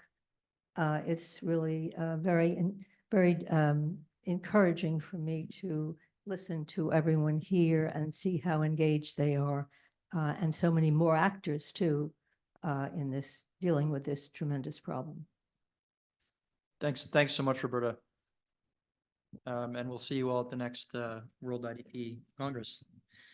And it's true that while the mandate of the Special Advisor on Solutions concludes at the end of this year, it just puts even more pressure on the Special Rapporteur on the human rights of IDPs. So no pressure, Paula. It's gonna be great. Yeah. So in the room, see who has questions. I think I saw your hand first a little while ago. Right here. And if you can introduce yourself, unlike what I did at the beginning of this panel. Thanks. Sure. I'm Ashraf Haidari, an Afghan ambassador. So technically the ambassador associate with Georgetown University, and also graduate of this program. And I appreciate all you being here. At the same time, a former IDP in Afghanistan, from Kabul, northern Afghanistan, Mazar-e-Sharif, and later a refugee in Pakistan, and then an asylum seeker here in the United States. And meantime, I also work with UNHCR, both in Afghanistan, but also in Geneva, Switzerland. So oftentimes it is a matter of implementation, we just heard, and scarce resources, competing mandates. That's what it boils down to. Having worked with UNHCR on the ground. And then having been an IDP, initially staying with a family of my father's friend, but then of course it was too much for them. They were impoverished. They couldn't handle another 6 people on top of their own needs. So we had to relocate to an IDP camp. It was set up for IDPs IDPs of Kabul. At the same time, there was a civil war in Tajikistan in the early 1990s, and refugees from Tajikistan flocked to northern Afghanistan. And UNHCR's focus was entirely on those refugees, and the government was non-existent at the time, and it also often lacked any capacity to do anything, let alone coordination with the UN agencies and finding the resources internally or from external actors to do anything. So the IDPs at the end of the day were totally on their own. Of course, Afghanistan's context is much more fragile. We're not Ukraine, and there are so many other countries that are not Ukraine. Ukrainians are very different in terms of where they are, in terms of development and so forth, and having the capacity to do the kinds of things that you just talked, and I really admire for what you're doing, but that's unfortunately not possible in Afonso. So the question is, unfortunately, there is not much coordination among the 8 agencies, principally the UN. We're talking about UNHCR and IOM, doing things here and there, but of course UNDP is on and off there, but often not at the table. It's good that UNDP and our World Bank have also come on board and work together. As how to bring the 8 agencies in context where their local actors or government authorities don't exist or lack the capacity or the resources to do anything. So the IDPs are left with basically whatever the 8 agencies are that are on the ground.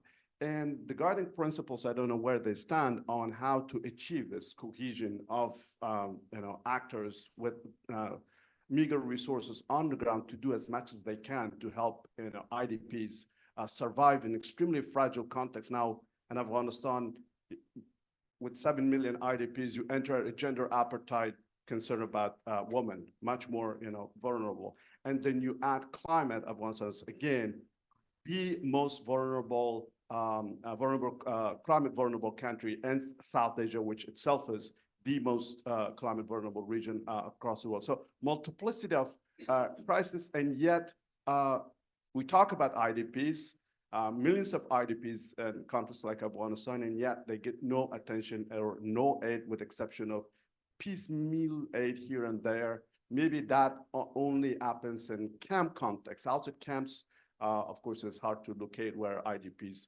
are. And I think here, the question may be for those in the UN, UNHCR, UNDP, and others here is how to, bring the family of the UN on the same page, in line, to talk to one another, to share resources, to not compete, and to really bring the focus necessary on addressing the survival needs of IDPs. Thank you. Thanks so much for your question. I mean, you have UNHCR and UNDP on this panel, so I think it's fixed. I think we saw. Should I provide? Yeah, no, yeah, please. Very much. Please. Thank you for your story about Afghanistan, and I just let's check clearly. All of Ukrainians IDP Council works voluntarily, absolutely voluntarily. Thousands people provide your experience and knowledge absolutely voluntarily. Yes, we have absolutely different situation in our country, but every of our help to government, it's voluntary. Thank you. Thanks. No, it's a very, very important point. And then on the issue of the coordination of the system, you're right. It's an essential issue that needs to be addressed more effectively. There's efforts through recommendations of the IASC review on the humanitarian response to IDPs. We're fortunate in the back, I might put him on the spotlight, to have someone from the Office of the Special Advisor on the Solutions to IDPs, wherein getting this coordination right and bringing accountability to the system is a major objective. So in case I can put Amin on the spot in a minute, that might be useful as well. But thank you so much for your question. We'll take a few more, but then we'll continue to discuss it, because it's a core issue when it comes to the different agencies with different mandates, different projects. But how can there be a cohesive and unified objective where we're all working together? So thank you for that. So we'll go in the front right here. Thank you, and thanks everybody for your contributions. I feel like so many of the discussions are at the front end of displacement. And I wanted to ask David, you gave that example from Colombia, where people had been displaced for so long and then were settled. And so I wanted to hear more about how did that get resolved? Who was part of those conversations once, the displaced people themselves said, no, this is not what we want. So I just wanted to hear a little bit more about how some of that was discussed and resolved, and some of the frameworks that were engaged, because I think that's something that's very common across the world, and would be helpful to hear more about that. And then maybe we'll take just two more questions from the audience here, and then we'll go online. So over here. Morning. My name is Zach Oser. I recently returned from Ukraine, where I spent the better part of the last 3 years implementing humanitarian and civil society strengthening programs with INGOs. My question is mostly for Trevor, also for Yana. I recall a situation early in Russia's full-scale invasion where the ICRC was in the center of the headlines during the time when the Russian forces were enclosing in on the city of Mariupol in eastern Ukraine. There was some Ukrainian media coming out alleging that the ICRC was involved in facilitating the evacuation of civilians to Russia. Whether or not that was true, I observed a really troubling ripple effect in the civil society in Ukraine, where they started to distrust the Red Cross. And I observed situations where IDPs refused to accept services from Red Cross agencies from fear that they would be deported to Russia. And also Ukrainian NGOs refusing to partner with the Red Cross due to that sort of distrust that was driving the conversation forward. And I was always curious because I really thought that that situation speaks volumes about the complexity and nuance of upholding humanitarian impartiality, neutrality, international law. And I'd be really interested to hear what that discourse was like inside the ICRC and in the Ukrainian civil society to try and repair that relationship and bring that trust back online. Because in reality, the Red Cross is, in any humanitarian crisis, probably one of the best resources that displaced people have to seek assistance. Thank you. Thanks. And then one more just brief question in the back row. And then there'll be time for a discussion during the coffee break, of course, as well. Yeah, hello. I'm Camilo Ramirez. I'm the country director in HIAS in Colombia. Thank you so much for your thoughts and comments. My main question, I mean, it was Atle that we met before when he was the country director on NRC in Colombia a long time ago. You mentioned some examples of good initiatives and, changes in policy in some countries. But I'm curious if you have something to mention in terms of initiatives or good examples and how to integrate this into a context where we have, I don't know, still 7.5 million of IDPs, and even we have a massive flux of Venezuelans getting to a country, how to integrate that response and not to have like a separate responses, a separate initiatives, because it's one of the challenges we're facing in some contexts, as the case of Colombia, actually. We have still response to a massive number of Venezuelans, entering to Colombia, but at the same time, most of the initiatives that were, built during what Paula was part of the victims unit in Colombia, we're still facing the same challenges, and maybe this socioeconomical integration is still pending for some of those IDPs in the country. Thanks. So we also have some questions online. Maybe in the interest of time, I'll just read off 2 or 3 of the questions, and then give one more round for each of the panelists, and you can choose which questions to respond to. And again, if we can't answer everything, there'll be a chance to discuss during coffee and lunch. So one question from the audience is, I think mostly directed towards you, Professor Cantor,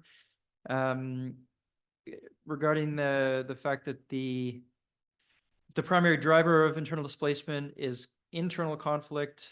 How does a national coordinator, when referring to a government entity, become an effective mechanism? So sort of the challenge of when there's conflict within the country,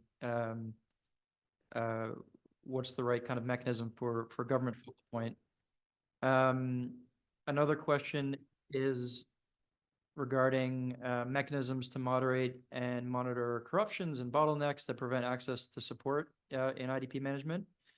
And I don't know, Dave, if there's any references to the way UNDP engages with governments and various safeguards that are in place. And then one question on Syria. What are the lessons of the Syrian war in the international response? Does the panel have a view on that? It's a tough one, but we'll find a way to respond. So I'll first pass it over. And again, I know there's a lot of questions, but I'll pass it over first to Professor Cantor to respond to any of those as you wish, and for your final remarks before we wrap up this panel. Thanks. Many thanks, Mark, and thanks also for some of the questions which touched on the issues raised. So I think a number of the questions touch on this issue about how one develops a response in very challenging contexts often. And they can be contexts where internal conflict is a primary driver, disasters, the adverse impacts of climate change, the interaction between those things, criminal gangs in Haiti, for example, civil war, but also government oppression in cases like Syria.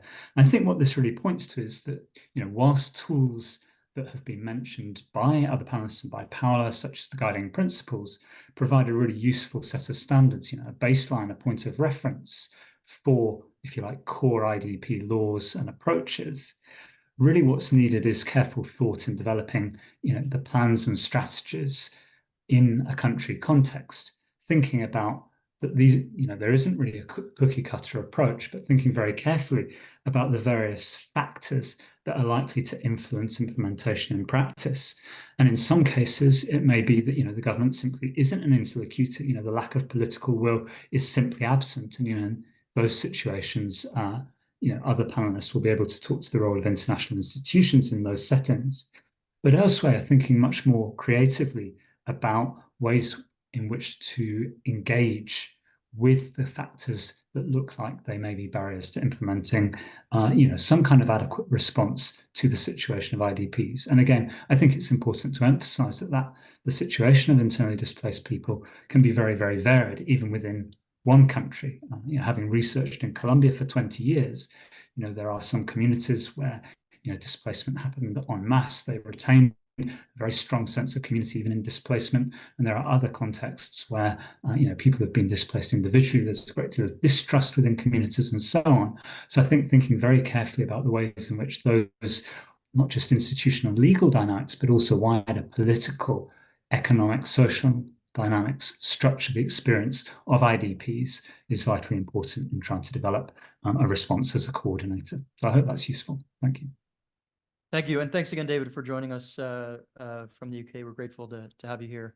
Trevor, you have some very easy questions about Ukraine, Syria. So pass it over to you. Thanks. Yeah, no, it was I was trying to refresh myself on that example because it was a highly complex operation. We did so on Mariupol. Sorry, is it on now? Okay. I think a couple things to highlight from the start. One of the things we're seeing more and more is the role of misinformation, disinformation in these conflicts, and supercharged in Ukraine, and even worse in the context of Gaza. There's a tremendous amount of complete disinformation that's pushed, at times pushed for political purposes, but at times doesn't necessarily have a political agenda, but just gets sort of spread on the internet, right? And so the facts were that we did carry out evacuations from Mariupol, and there was different groups of people, right? There was fighters, but there was civilians. Civilians we evacuated to Ukraine, and the fighters were evacuated, but went in the end, obviously went into the hands of Russian forces to detain them as is foreseen under international humanitarian law. And we can't, the ICRC, we can't prevent that from happening. What we did do was we registered those POWs so we could follow up their cases with Russian authorities afterwards. Again, all of this is foreseen under international humanitarian law. And I think, so probably what happened is I'm sure those Ukrainian POWs were taken to Russia. And probably what happened was that piece got distorted, right? But a big part of what we do around the world is to help with, as per our neutral intermediary role, is to help with that, with evacuations, where there's agreement between parties to, help get civilians to safety, or in this case, to at least get these POWs or these fighters out safely from essentially besiegement of the Azovstal plant. So yeah, highly complex operation, different categories of people. And of course, I think the other piece to remember is in this in this new media environment, I think there's also a tremendous amount of pressure on I know on the ICRC to not be neutral, right? And neutrality is the only way we can actually do these things. But people, are taking sides, and they want to see the ICRC take the side that they're taking, right? Because then it sort of adds more credibility to their arguments and their advocacy. But ultimately, we wouldn't be able to do that work in the first place. So I think that's how I would answer that question. Lessons of Syria, I don't have. I'd have to think. Maybe others have a thought on that. Oh, we'll talk about it in the coffee break. Sure. I think we'll. Yeah. No, but listen, there's I just, not to make light of it, but there's some just remarkable questions, and I'm sorry that we don't have more time, but there will be, the lunch period after as well will be a good chance to continue the discussion. And so now I'll pass it over to David to tackle whichever questions you'd like to tackle. Yeah, many aspects. I think it was great to hear from the names of Myanmar, Syria, Ukraine, Haiti, because again, it was a great thing to choose 15 pilot countries from Robert Piper, but I feel that we are very focused on these 15 countries because we have to deliver, but there are IDPs in other countries, and it's also important. And UNDP, we have actually 25 countries where we are focusing on, so that we can go also and support the work with IDPs in other countries and not just the 15 target countries. On engaging with governments, of course, I mean, it could take hours. I think the other David was mentioning the importance of having focal points. I think it's important, but it's important to have, and sorry, the UN jargon, but a whole of government approach, because sometimes the focal point might not be strong enough to represent the entire government or to be listened by the rest. And so sometimes there are the Ministry of Foreign Affairs and the Ministry of Interior, they are the focal point for internal displacement. But how do you leverage in terms of integrating internal displacement into the rest of policies? You need to talk with the Ministry of Education to be sure that the children have access to schools. There is the capacity, you have enough teachers, sometimes, you know, Ministry of Health, Ministry of Labor, Social Protection. So having a focal point is key, but you have to be sure that the focal point is able to mobilize the other ministries and the other agencies. And sometimes it's not the case. So this is something where we insist a lot as UNDP, engaging with local actors, of course, when we cannot at the national level, which is the case of Afghanistan. Sorry, we are not represented enough, because in Afghanistan, we have an area-based approach, or trying to integrate all vulnerable populations in our response. But I agree, we should have a more, what I call a twin track approach, integrating IDPs into area-based approach or other responses, but also have a targeted response. On Colombia, I could talk during hours, so I won't talk. And I mean, we have Paola Gaviria, we have the director of ICRC in Colombia. I would feel really bad talking about Colombia when you have more people who know much more about it, but we can have a smaller parallel session during the lunch to discuss about Colombia. So that would be it. I also have a thought about the World IDP Congress, but I would keep it for later. Within the UN family to other IDP issues.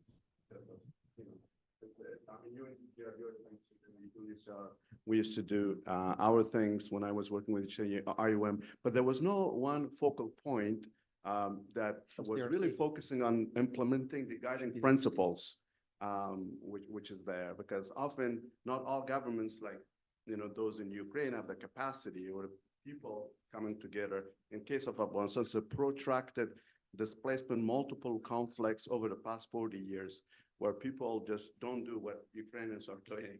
So the need. I'm sorry, because we're already over time. The next panel is jumping on, but just to say that it's meant to be the resident coordinator of the UN, and part of the significant work of Robert Piper's office is to mobilize resident coordinators to take on that responsibility. I'm going to ask Amin in the back to put up his hand. And have solutions. No, put up your hand. Put up your hand, Amin. Everybody go talk to Amin.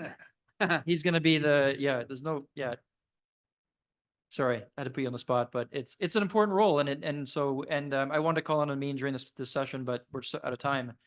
And so I'll just pass it over. Atley, any final words from you before we wrap up with comments from Yana? No, thank you, Mark. I want to say just, and maybe this is, if possible, more on a personal note, that I so strongly support what Roberta Cohen said about how unfortunate it is that we don't have a continuation of the special advisor. I do think that what we have learned throughout the high-level panel and also the action agenda are some of these institutional gaps related to strategic coordination, and maybe let's call it a focal point. And I think that we are really, sorry to say, back to zero end of this year on that. And maybe there are legacies being left by his mandate, but I'm strongly believe that we need to sharpen responsibilities in the system around IDP issues, whether it's conflict, IDPs, or other reason. We need to sharpen that, and it's all about accountability and more efficient and effective response. So that's my few cents at the end. Thank you so much. Compelling. Thank you very much, Adley. And over to Jana for final remarks. Thank you. For final remarks, thank you, Mark.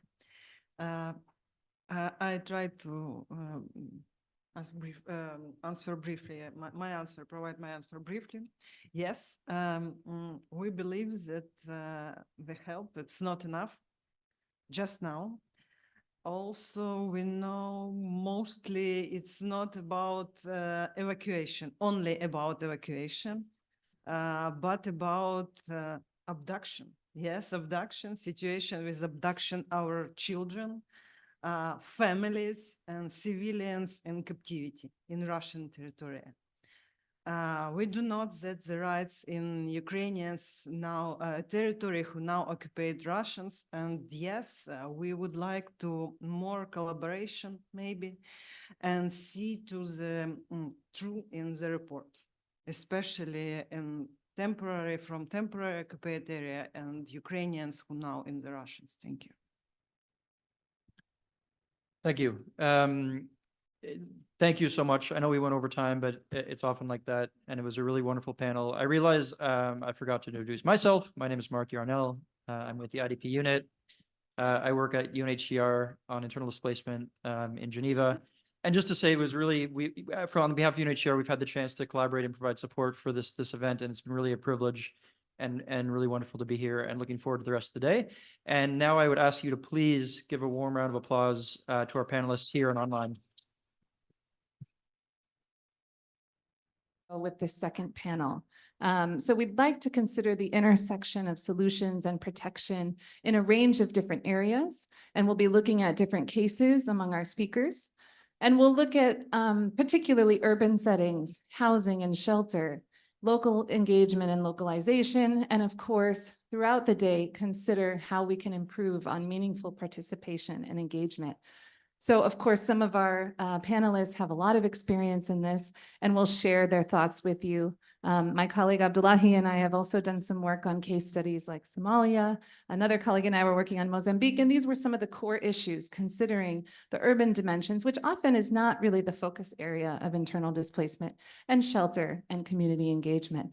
All of these are interrelated and of course bring us to solutions through these protection issues. So I hope you'll bring questions. If you see us I'm looking at my screen, it's because the questions will be coming through. So those online can submit their questions as we go in the chat, and I will try to monitor those.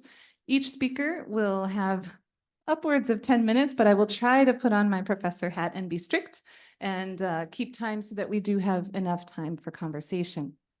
Let me briefly introduce who we have speaking, and then we'll take it away. So we have Joseph Ashmore, who's the head of emergency preparedness and response coordination support with IOM. He did comment on a long title.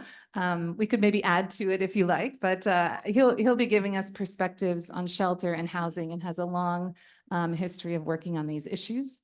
We have Rostam joining us online, Gamsonia, who's coming in from Georgia and who is the director of Rural Communities Development Agency, and will give us perspectives on protracted and immediate internal displacement in Georgia.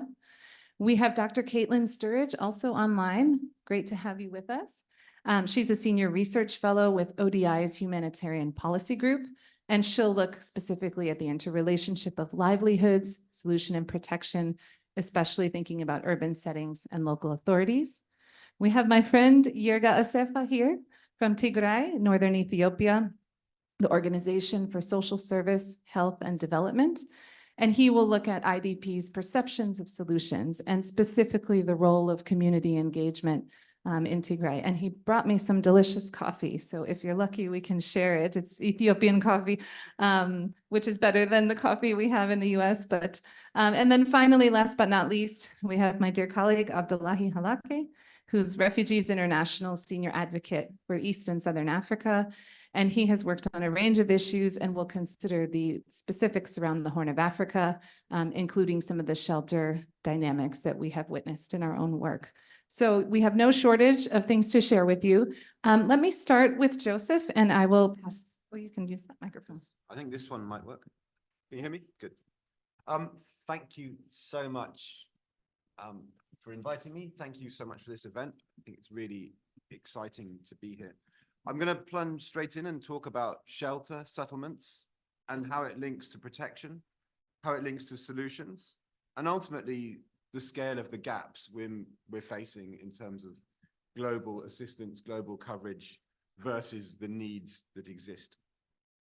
So on one hand, we talk about rights, the other we talk about needs, and the needs remain enormous. So when people are displaced, they need a place to live. They need to find a more durable solution. People also need to find a place to live. The place where people find themselves, it needs to safeguard health, security, privacy, dignity. It needs to provide a space for social and community life, and it needs to provide access to livelihoods and other activities that people have. I think the minute you start talking about health, security, dignity, you're really talking about protection. So shelter really provides material protection and is the basis for physical recovery, mental, social recovery, and well-being. A lot of humanitarian programming, shelter, WASH, is really a very physical form of protection programming. Nothing can be more protective than having a roof over your head. And we're in a bit of a bunker here, actually, so we have some very thick walls, but I'm always amazed when you look at a window, which is a pane of glass that's easy to break, or a tarpaulin, which is thousandth of an inch thick. That is enough to provide a feeling of safety, of protection, particularly if it's surrounded with services, access to water, sanitation, healthcare, and everything else you need to make yourself feel safe.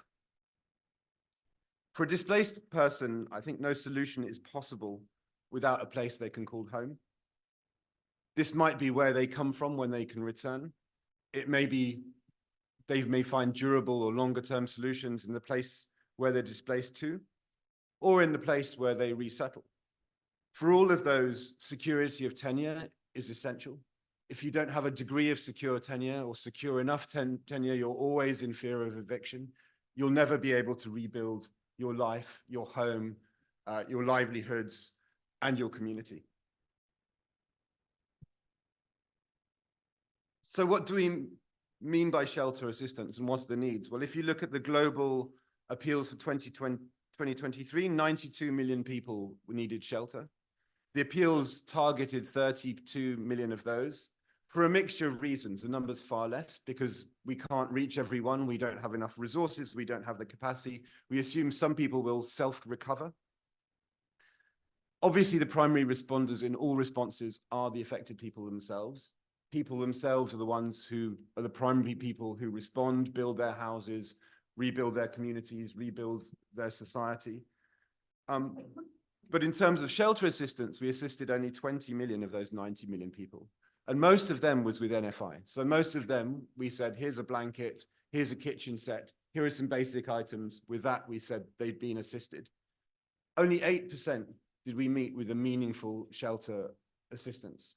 So 8% of the people assisted by the global, targeted by the global, 8% of the people in need of shelter targeted by the Global Shelter Cluster received assistance. That might be cash for rent, it might have been training, it might have been support with host family, it might have been site planning, it might have been markets-based assistance, it might have even been construction.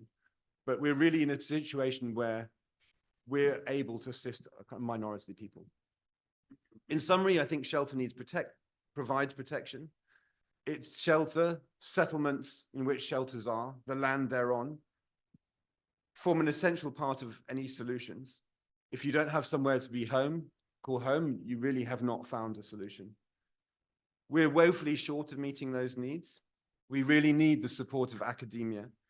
with the support of private sector. We need good programming to make sure that we can improve the scale and quality of what we do and support the affected people who are the primary responders and providers of humanitarian assistance. Thank you so much, Joseph. I think you set the stage on some of the challenges and key issues that we need to consider. I know in some of our own case studies, whether it was thinking about Tigrayan IDPs in schools, right, who are still years after, still huddled in very crowded schools, thinking about the protection components, but also what does it mean to move towards solutions? That stands out in my mind. And perhaps is a good segue, Jirga, if you'd like to go next to talk about specifically some of the concerns in Tigray and your work leading the community and additional issues. Please, if you'd like to stand at the podium, that's fine as well.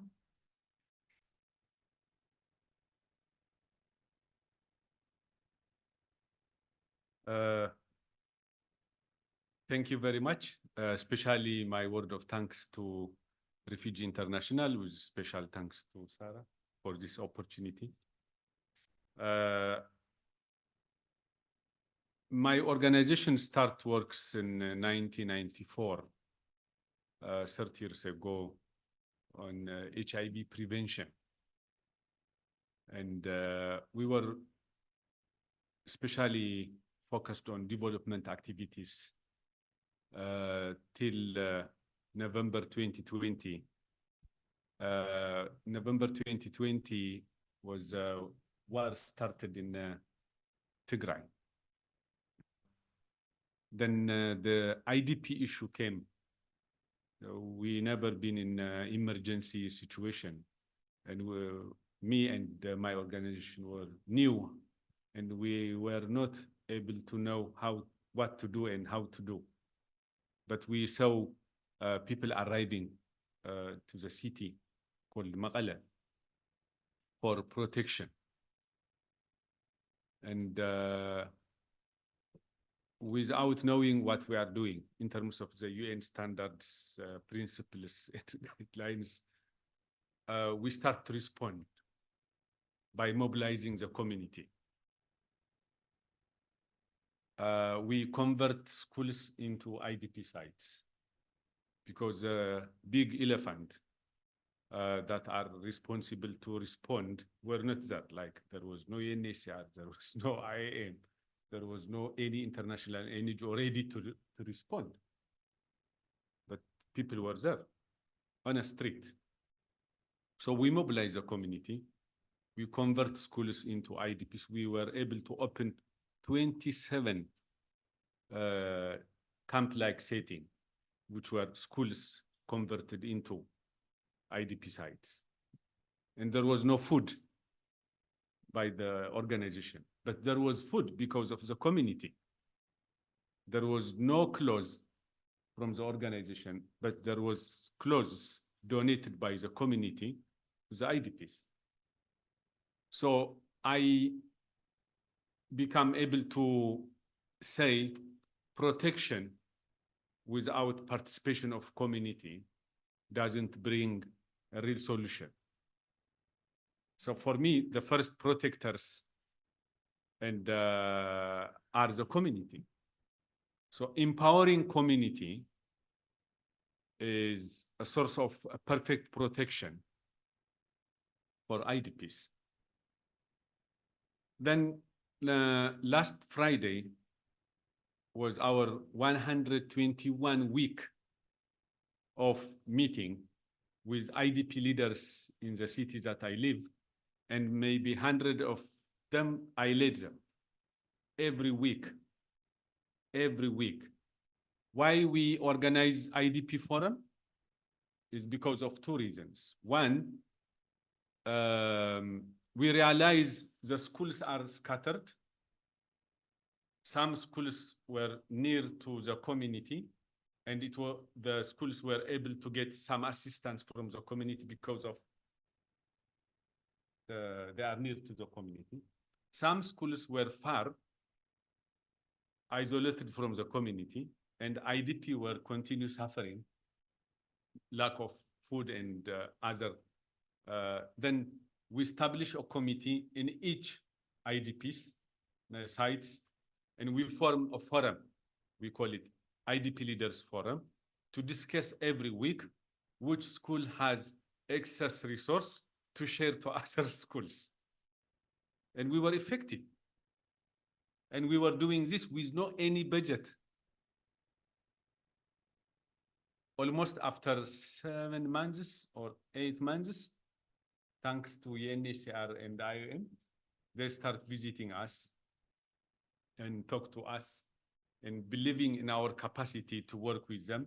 Then they try to fund our activities to organize such kind of forum to continue and being very effective. Then we enhance the forum into a different form. Instead of talking about resource, where is it, and how we can share among the community, we start inviting the clusters, UN agencies, and international NGO to sit with the IDP community and discuss about services and gaps. And the head of agencies in that local area and head of clusters, they start attending and listening. That gives the IDPs hope. They say, okay, there are entities, organizations, and the international community through that entities and organization is listening to us. That kind of dignity came. They were empowered to talk, not only services, but what will their future to be part of the solution. So we combine participation, protection, and solution together to be discussed in one forum every week. The problem was during the first 8 months, because the displacement was happened, and most of the IDPs believe they were displaced because of the government-induced conflict. So they were not happy to talk in front of the presence of the government. So sometimes I heard, even from NDP, it's good to work with the government. I believe it's good to work with the government. But with this kind of context, we should devise another system, how we can work. Because even after the peace agreement between the regional forces and the central government, there are areas occupied by Eritrean soldiers, so people can't return. There are areas occupied by the Amhara informal forces. Still, people can't go to their place of origin. There are people, more than 1.2 million IDPs still. They want to return, but there is no option for them to go back to their home. So they want to go back. 99% they want to go back to the place of origin. This is what we are discussing and trying to propose for the agencies and clusters to listen and respond and devise a strategy based on the need of the people. 99% they want to go back home. For that, the full implementation of Pretoria Agreement, the peace agreement, should be there. But in conclusion, the community is a source of protection in our context. Working with community is strengthening the level of protection. And to work with the community, we should devise a strategy of localization. For me, localization is not hiring local staff into international organization. There are systems that we can empower and build their capacity to be able to respond to the need. And for me, IDPs are not only numbers, and IDPs are not only beneficiaries. Within IDPs, there is knowledge, skill, and expertise we should come up with a strategy on how we can harness that potential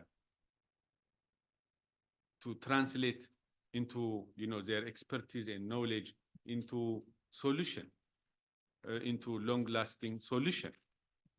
So working with community, IDP community, working with community, local organization is very important on bringing a solution to displacement. One, the final one, I don't know, maybe I'm saying this because of lack of knowledge, but prevention,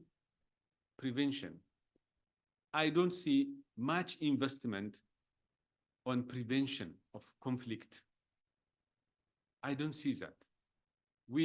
I think we tend to respond after what happened. And responding after what happened is, I think it's very expensive. Needs massive mobilization of resource, expertise, and so on. But prevention for me is empowering community. Prevention for me is less costly. Prevention for me is will help us to work on development instead of working on emergency now in design. So I'm sorry for that. Maybe there is a mechanism, maybe there is budget, there is, I don't know, but prevention, we should focus on prevention. In 2 years of the conflict in Tigray, we lost 1.2 million lives. In 2 years. There were women and girls who are raped, around 120,000 women and girls were raped. From 6 years old up to 80 years old, which is, can imagine. And what I saw was a preventable tragedy. If the international community was united, if the international community was strong enough to say no, instead of putting diplomatic words and romanticizing what the central government was doing in terms of law and order kind of thing. I wish the international community was very much open-eyed to see the hidden agenda behind, and it was preventable for me. 1.2 million people in 2 years. My house was bombed. I had no any contribution to any form of politics in my life. I call myself humanitarian.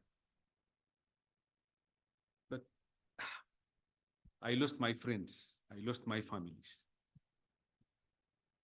I saw women and girls suffering from lack of even a very piece of dignity kit, using leaf that creates another health complication in their life. If we were able to prevent that, you can imagine. So even now, we can act the full implementation of the peace agreement to sustain peace, to return IDPs to their dignity, which they call it our home.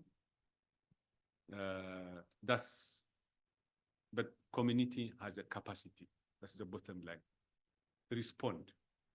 So working with community is very important. That's the key message that I want to pass. Thank you very much.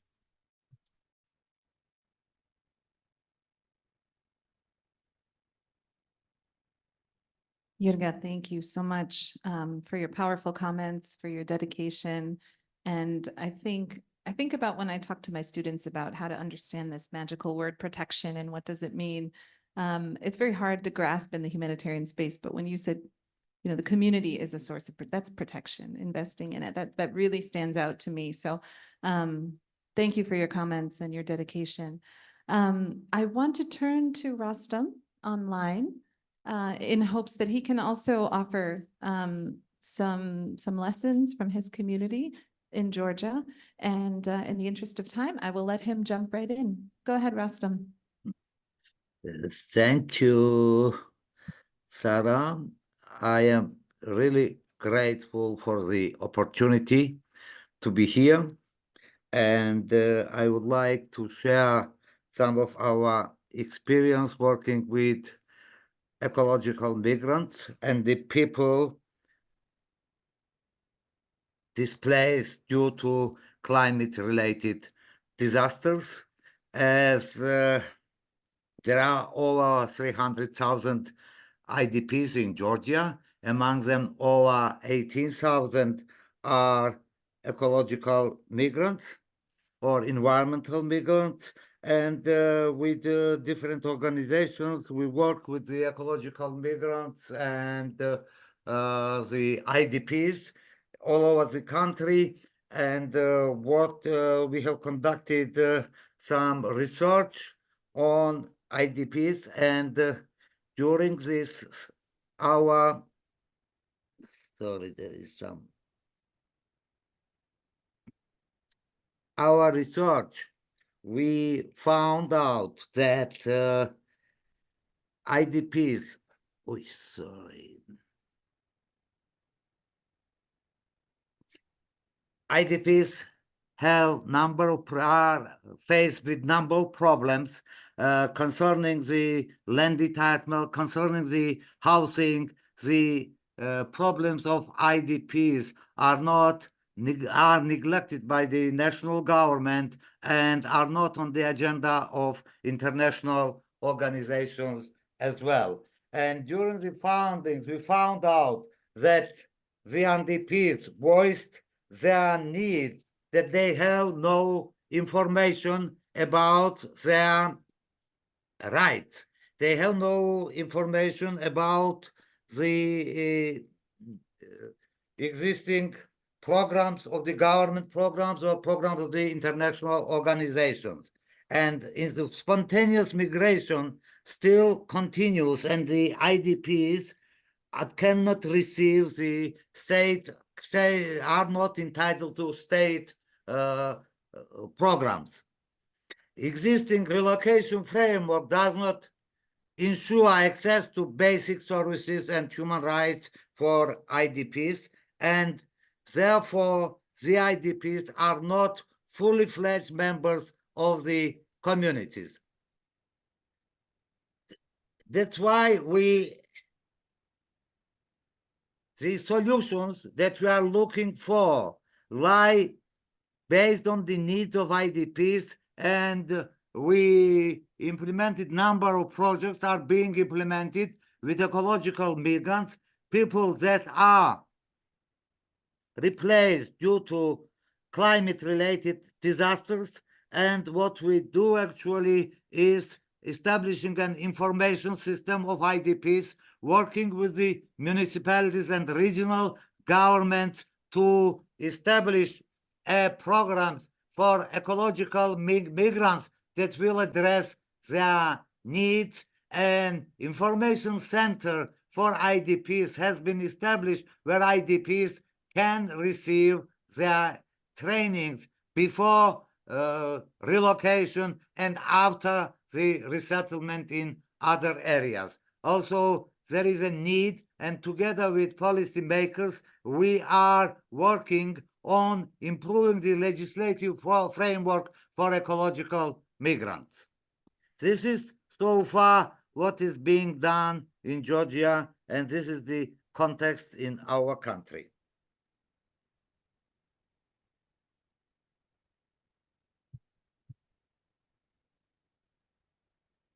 Thank you so much, Rustam. This is incredibly helpful. And I think you're right. We need a lot more attention on the Georgian case. So I'm so glad you could bring some of your work and your information. I will turn now to Caitlin and let her, I think she has some slides she will also pull up. And she will talk a bit about the interrelationship of livelihoods, solutions, and protection, especially thinking about local authorities and urban settings. Caitlin, the floor is yours. Thank you. Thanks, Sarah. Can you hear me okay? Yes, loud and clear. Brilliant, okay. Hi, everyone. My name is Caitlin Sturridge, and I am a Senior Research Fellow at ODI's Humanitarian Policy Group. I'm going to use the next 10 minutes or so to speak about the findings from a 2-year research project on internal displacement in urban settings. And as you said, Sarah, the focus of my intervention will be around the interlinkages between livelihood solutions and protection in urban settings.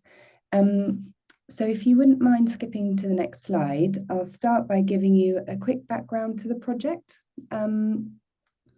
This 2-year research focused on 2 cities, Herat in Western Afghanistan and Pemba in Northern Mozambique. Both cities host large numbers of IDPs due to a combination of climate change and conflict. Our research explored how IDPs in these 2 cities cope with and adapt to the challenges and pressures they face in the city. We did this by mapping the range of coping strategies employed by IDPs in Herat and Pemba. And we also analysed the challenges and opportunities that these coping strategies present for IDPs' protection and well-being. The aim of the project was to nuance and challenge mainstream narratives about displacement, but we also wanted to create an entry point for aid actors to support communities in ways that reflect their own experiences, preferences, and aspirations. So over the next few slides, I'm going to focus on 4 main findings that came out of our research. These are particularly relevant to this panel's focus on livelihood solutions and protection, but they're also relevant to the future direction of HPG's research on internal displacement. And I'll also spend a bit of time introducing that today. Next slide, please. So the first finding that I'd like to talk about is this: the strategies that people undertake for themselves are key to their survival and well-being. And this is especially true in places where assistance is limited and where displacement is protracted. Our research in Afghanistan and Mozambique revealed communities rebuilding their lives and diversifying their livelihoods through a mix of farming, fishing, business, trading, informal labor, livestock, and so on. So a range of different livelihood strategies. Many IDPs are also adapting their daily life and practice to meet the challenges of a changing climate, doing things such as insulating homes, digging ditches, and finding innovative ways to conserve precious resources. So this finding challenges the common misconception that displacement renders people passive and unable to adapt to their situation. And some of the panelists on this panel have already alluded to that in their interventions. The popular image of passivity and victimhood has persisted for decades and arguably reflects colonial and racialized tropes. But while it is important to recognize displaced people's agency and resilience, we also need to get the balance right. And this means also recognizing the structural constraints that can ultimately undermine individual agency and resilience in the long run. Next slide, please. So this balancing act introduces a second finding from our research. The ability to adapt livelihoods is often a privileged strategy closed off to many IDPs who are struggling to survive, let alone rebuild and adapt. And there are many reasons for why it can be very difficult to rebuild livelihoods in displacement. Firstly, the ability to adapt and rebuild requires financial resources that many IDPs lack. Secondly, much depends on the duration of displacement. It takes time to rebuild networks and capacity in an unfamiliar place. And this means that recent IDPs can find it harder to adapt, at least initially, than those who are more established. Gender and generation present a third barrier. Most IDP households that we spoke to were headed by women, and childcare and domestic chores reduced the time and energy that they were able to spend on rebuilding livelihoods. In Afghanistan, restrictions on women's freedoms have also made it much harder for them to adapt and rebuild their livelihoods than it is for men. And finally, a fourth limitation is the trauma of displacement. This can deplete energy, sap confidence, and exhaust trust in others, all of which diminish the capacity and willingness to adapt and rebuild livelihoods in displacement. So if coping and adapting are 2 ends of a spectrum, IDPs in Afghanistan and Mozambique were firmly at the coping end of this spectrum. Coping tends to involve short-term survival strategies rather than the longer-term and more sustainable changes associated with adapting. The IDPs that we spoke to were getting by, not getting ahead. Most were involved in short-term livelihood strategies that enabled them to survive, not thrive. Indeed, some were pushed to extreme coping strategies, and we saw examples of sex work, child labor, the early marriage of girls, and even organ selling. So when coping strategies are undertaken as a last resort and motivated by a lack of other options, IDPs can become trapped in cycles of poverty and abuse. So overly celebratory narratives of agency can downplay these risks and inequalities. They can also be used to justify decreases in assistance, particularly in protracted displacement, on the basis that people are already resilient and self-reliant, and therefore less dependent on support. Ultimately, there are limits to what IDPs can achieve on their own. Individual IDP strategies should be seen as part of a wider picture of support that also includes appropriate policies and humanitarian and development assistance. Next slide, please. So a third key finding from our research is that mobility can be an important foundation for rebuilding livelihoods, but that moving also comes with significant risks. In Mozambique and Afghanistan, livelihoods were a key driver of mobility and displacement. In Mozambique, the need to access natural resources for fishing and farming compelled many IDPs to move between the town and their rural home. For the most part, these movements were back and forth, circular and seasonal, often linked to planting and harvesting and during lulls in the conflict. Mobility was also a livelihood strategy in Afghanistan, albeit in a different form. Young men tended to migrate to other provinces or across borders to Iran or Pakistan to find work and send back remittances to their family. These findings challenge the sedentarist bias of mainstream narratives about displaced people. What do I mean by this? This is the assumption that people tend not to move following their initial displacement. Too often, displaced people are seen as waiting passively in place until a solution can be found for them. This perception has been reinforced by the popular imagery of refugees languishing for years in camps and settlements. And to this day, refugee responses remain largely amobile. In contrast to this popular imagery, we found that mobility and displacement is a common strategy among IDPs and an important foundation for rebuilding and opening up livelihoods opportunities. But we also found that moving can bring significant risks, particularly when it occurs in conflict settings or across borders, where it is risky or dangerous to move. Under these circumstances, moving and displacement can put people in real danger of abuse. In Mozambique, for example, IDPs on the move describe sleeping in the bush to evade insurgents and having to navigate dangerous checkpoints. In Afghanistan, IDPs described being taken hostage by smugglers and traffickers, and their families having to pay large sums to secure their release, something which we've seen a lot reported in the press. Next slide, please. So the fourth and final key finding from our research is that host communities play a key role in the humanitarian response. The support, shelter, and social networks they provide to IDPs can far surpass assistance from so-called traditional aid actors. In Mozambique, for example, the vast majority of IDPs live with local residents, in many cases sharing their homes and resources. More needs to be done to recognize hosts' contribution to the humanitarian response. This is especially important in protracted displacement, where hosts' ability and willingness to help can become strained over time.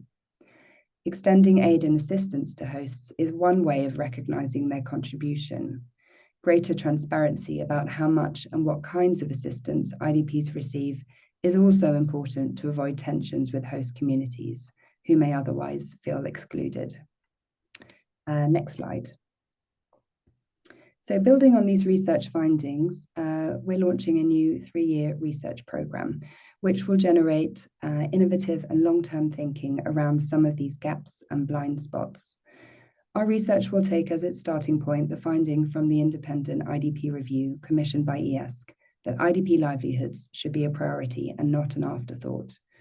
Too often, assistance remains stuck in emergency mode long after the acute crisis is over, contributing to IDPs being caught in limbo with their agency overlooked and capacities untapped. By addressing the research questions you can see on this slide, our new research program will explore how aid actors can work together across the nexus to support the kinds of livelihoods that displaced people are already undertaking or would like to take in the future. Through this research, we aim to challenge the widespread assumption that solutions to displacement come from outside, in other words, from external aid actors. As our research in Mozambique and Afghanistan has found, IDPs and hosts are already taking steps to find their own solutions. Aid actors should take note of this. They should build on what people are already doing so that aid supports IDPs on their own terms and according to their own preferences and aspirations. Thank you and look forward to your questions. Caitlin, thank you so much. I think your comments really complemented both Rostam's and Yurga's in thinking about the community and solutions. I think also your comments about the spectrum of coping and adapting and how many people are still in crisis are conversations that we've been talking about, right? How can you start to talk about livelihoods and solutions when people are still in this moment of crisis? And I know there are people who focus on livelihoods and self-reliance in this room who I'm sure are giving a lot of thought to your research as well. So thank you for those rich comments. Finally, we'll hear from Abdullahi, my dear colleague who gets to pull all of this together. No, we really welcome your thoughts. Abdullahi, of course, knows the Horn of Africa and East Africa better than most, and he will offer some reflections specific to urban and shelter issues. Thank you. No, thank you so much, Sarah. Speaking last could be a curse or a blessing, because everything that you'd plan to speak have been spoken. Then your job is just to summarize, but I'll look at the blessing side of this. I think I'll mention a couple of things before getting into the substance, and then probably towards the end offer some reflections on how to resolve probably the IDP question. I think one of the things that I'm sure it's been spoken in the morning as well as in the subsequent second conversation is that IDP is a protracted question. But the response, if you look at it, it's still stuck in the emergency treadmill. Like it's something that is not going to go away, but knowing full well that majority of these people will be there for 10 years, 15 years, and we can look at the example of Somalia where people have been displaced for over 10 years. Are they really IDPs now, or they are part of the urban poor of the Baidoa or the Mogadishu city? The second thing is that the IDP displacement is taking really very acute urbanization format, because as is the nature with most of these displacement, people are not going to sit on their hands to come and be rescued. They'll go to places where services are. Unfortunately, most of these services are in urban areas. People then tend to go to, urban areas. And what that creates is it strains an already strained public goods delivery system, whether it's schools, hospitals, and everything. So I think that is why, the speakers who have mentioned that thinking as part of the solution as the whole of the community. You cannot just program for IDPs and leave out the host communities who are also facing similar problems. The third and the third thing that I really would want to emphasize is the question of conflict and climate change. Anybody who has got cursory understanding of the East, the Horn, and the Great Lakes, these are the ground zero of conflict on the continent. By some estimation, we have something close to over 14 million people who are displaced. That is IDPs, and something close to 5 million who are refugees in this area. So this area is largely very fragile ecologically. This area also doesn't have a great deal of good governance. There's tremendous amount of governance gap. One, just having the climate change in and of itself would create more displacement.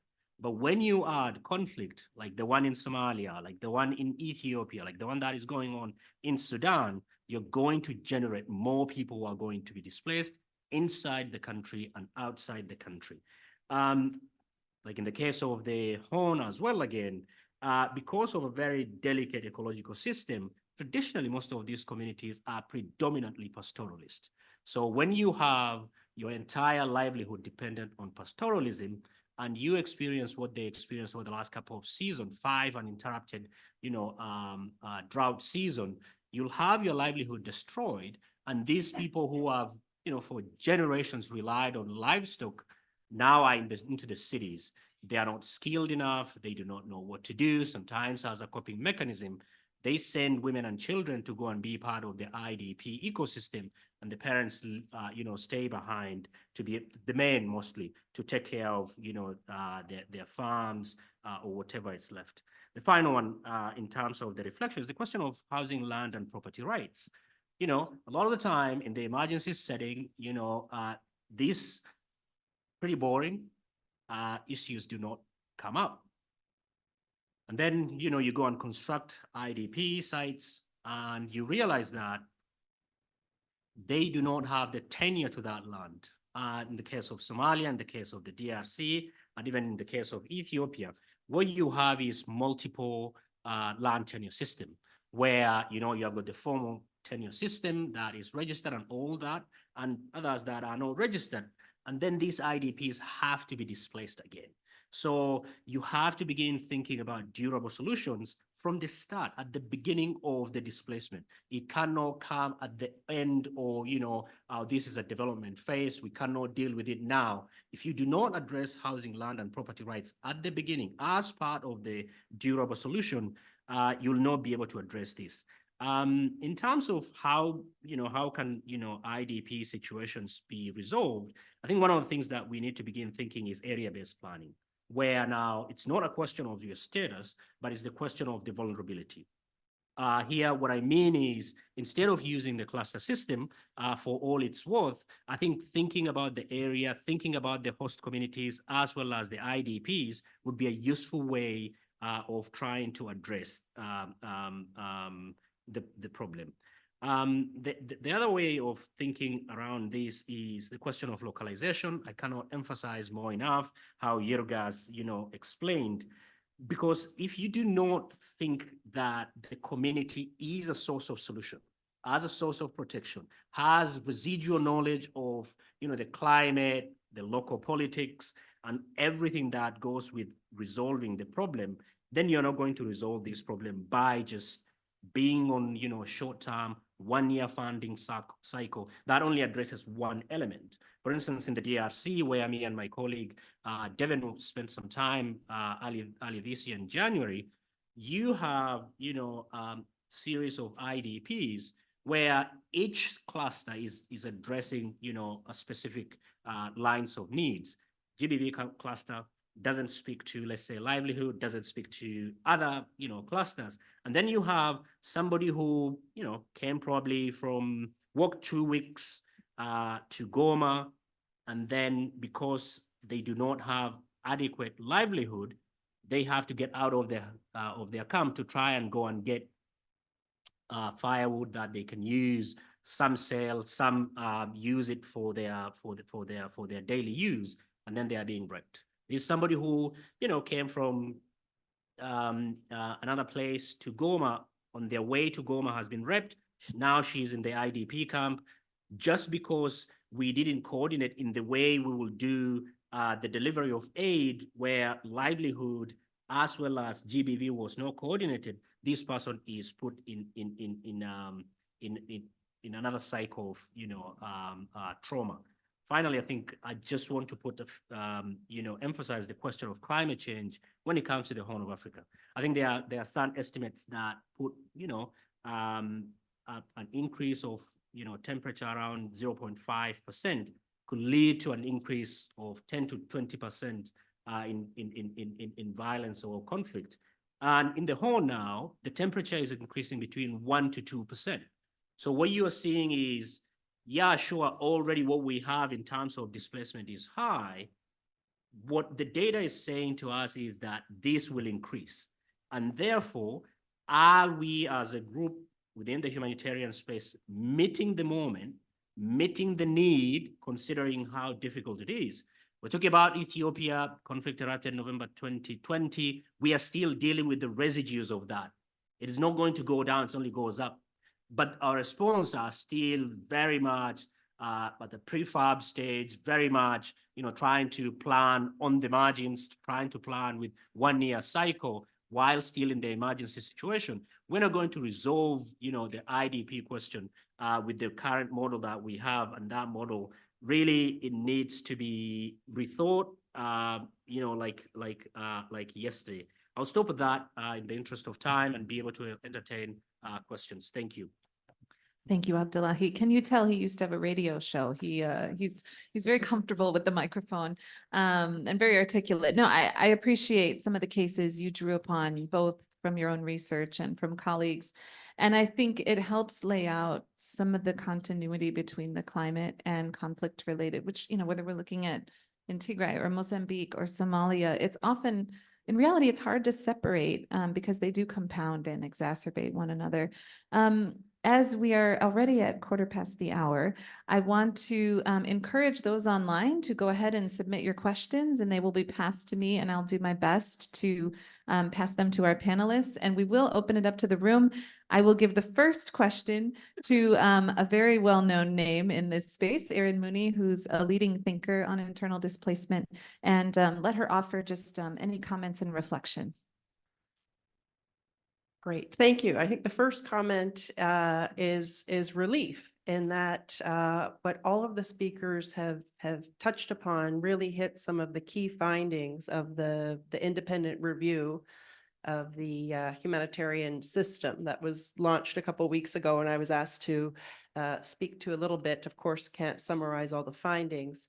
But I think not only does it match the findings of the speakers we've had today, but it also matches the findings of IDPs. The subtitle of this panel is The View from the Field. We very much took that approach in doing the evaluation and specifically the views of IDPs.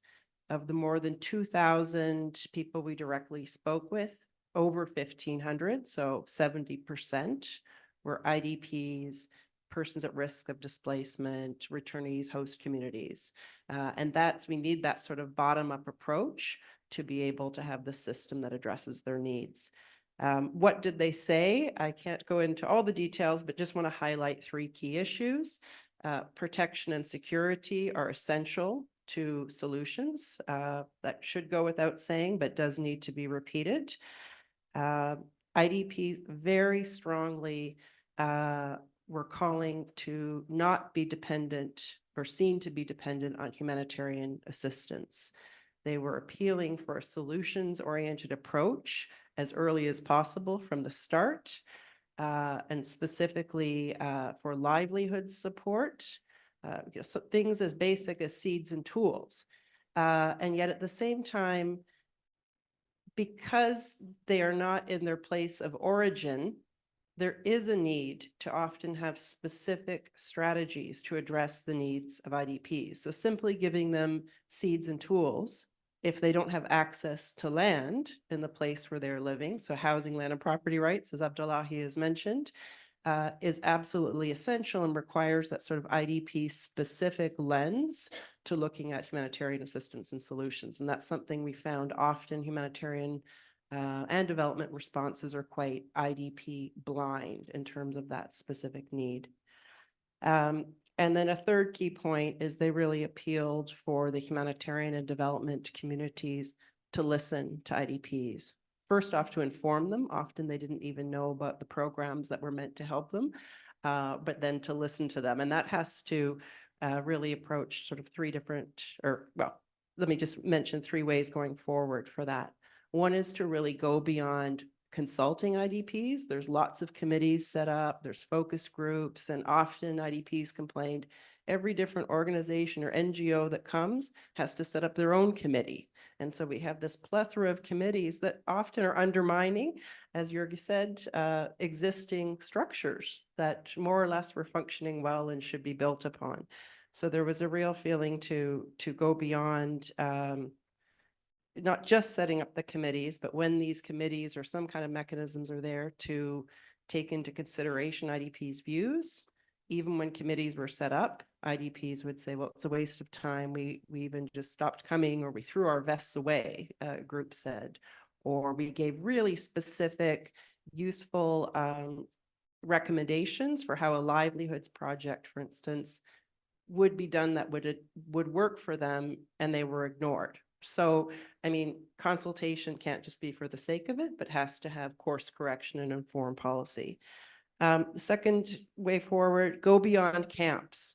The system is still very much geared towards a camp-based response for all the reasons I think we know. And yet the vast majority of IDPs, in some cases 70 to 90% in many crises, are outside of camps. And there has been quite a lot of work on this in the research community. Beth Ferris years ago flagging this, and Special Rapporteur Bayani in the past. But we need to move beyond camps, and that requires specific expertise in urban environments. It's not just about adding the camp-based CCCM coordination cluster and expanding it, but having Habitat and others be involved. And then the third sort of go beyond call, I would say, from the review is to go beyond conflict. It was flagged by Rostam, I'm very glad he did, by Atlee earlier. And we found in the review often, again, there are certain areas to improve in terms of the response to conflict-affected IDPs, but really quite a jarring blind spot still with disaster IDPs. And as ICRC and Abdullahi also mentioned, often you can't even separate these two phenomenon if you wanted to, because they often overlap. So the same IDPs are displaced by conflict and then disaster, or vice versa. So we need a much more integrated, non-siloed approach to how we deal with these different drivers of displacement. And then just a quick final thing would be to think of solutions in a different way, not necessarily a linear approach, that displacement happens, people wait a long time for a solution to get started, then they go home. But to think, a case like Honduras, where the solutions of strategy really means going back to addressing the root causes and the prevention, Jorge very much highlighted as well. And I guess, yes, sorry, I just realized one last point is the need to support more IDP associations. We found a real dearth. I mean, they probably are out there, but the humanitarian system isn't having enough outreach to them, or they're not finding it useful to participate if their views aren't taken into consideration. And so we need to support that with funding, sometimes with the safe space, as Jorge has mentioned, or even things very basic like language, not only just the spoken language, but, get rid of the UN jargon and really focus on practical, nuts and bolts. So I was so pleased. And again, both the Ukraine and Ethiopia examples were highlighted as real potential models of how we should do better and that we need to expand.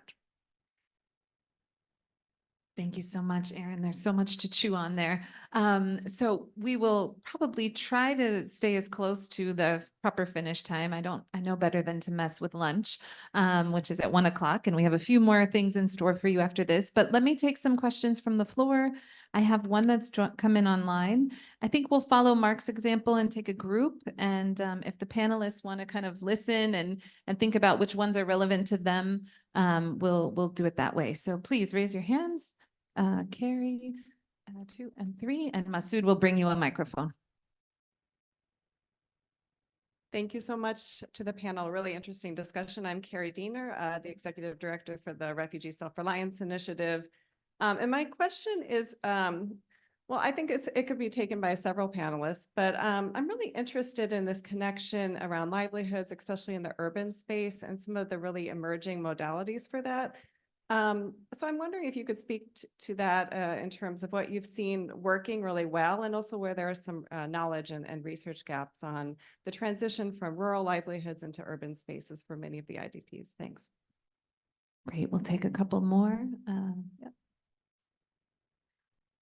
Hi, I'm Gary Kleiman. I'm an affiliate scholar with the ISOM, and I also have a very soft spot for Refugees International since I worked with its founder during the boat people crisis 40 years ago. But I spent my career as an emerging market economic and finance. analyst, and that dimension is often altogether lacking, both in the humanitarian development and the private investor space doesn't appreciate the other two buckets. So I want to ask either a friend from IOM or another panelist, how do we move? We know that the housing and infrastructure is always woefully lacking. It depends on donor funds or governments predominantly. How do we move to a model that's mostly, to the extent that you can recover costs, that rents can be paid, that infrastructure and public services can be financed? How do we bring in private builders and private financing to that area?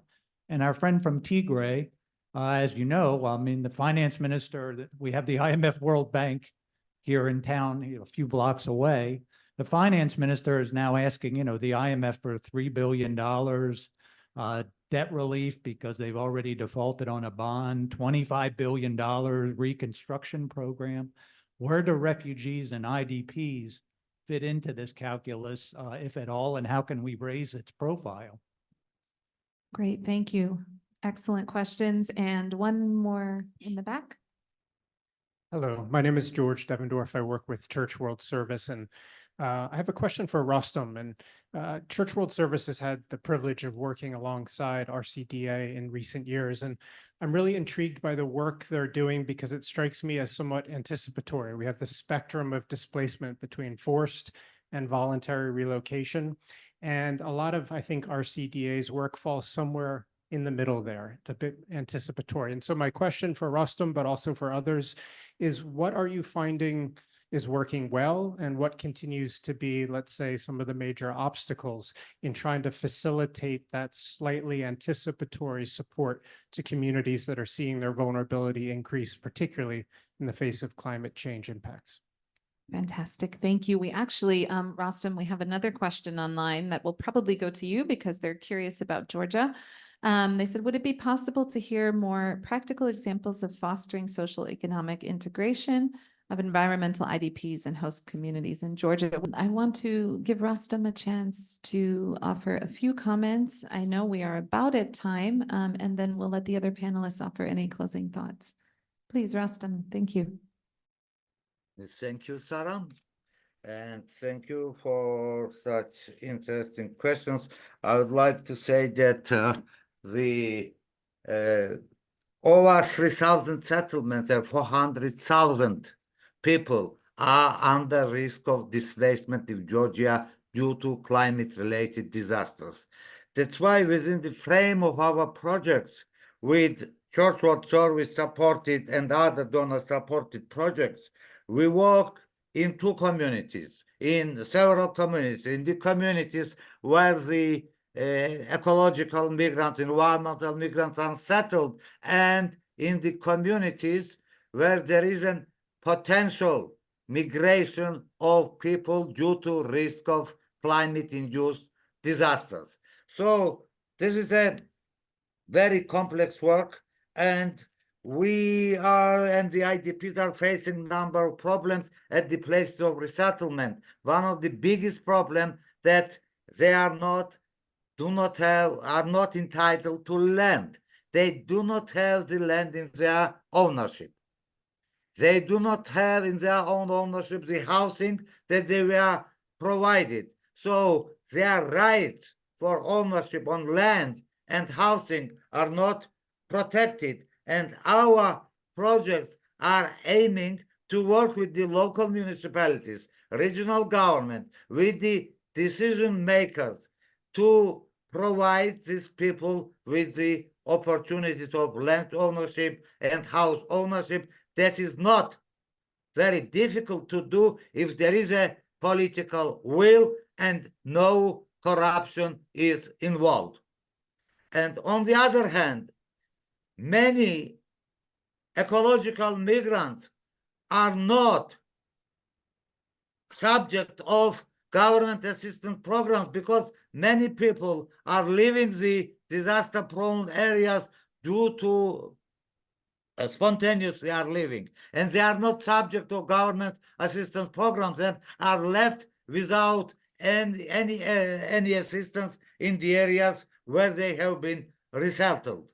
So we are working with the local municipalities to give those people this statute of IDP at first, because there is no statute, our colleagues we are talking today, of ecological migrant in Georgia. It's not defined in any legislative or normative act of the country. So we are working also within our activities, within our projects, with the policymakers, with decision makers at regional, municipal, and at the national level.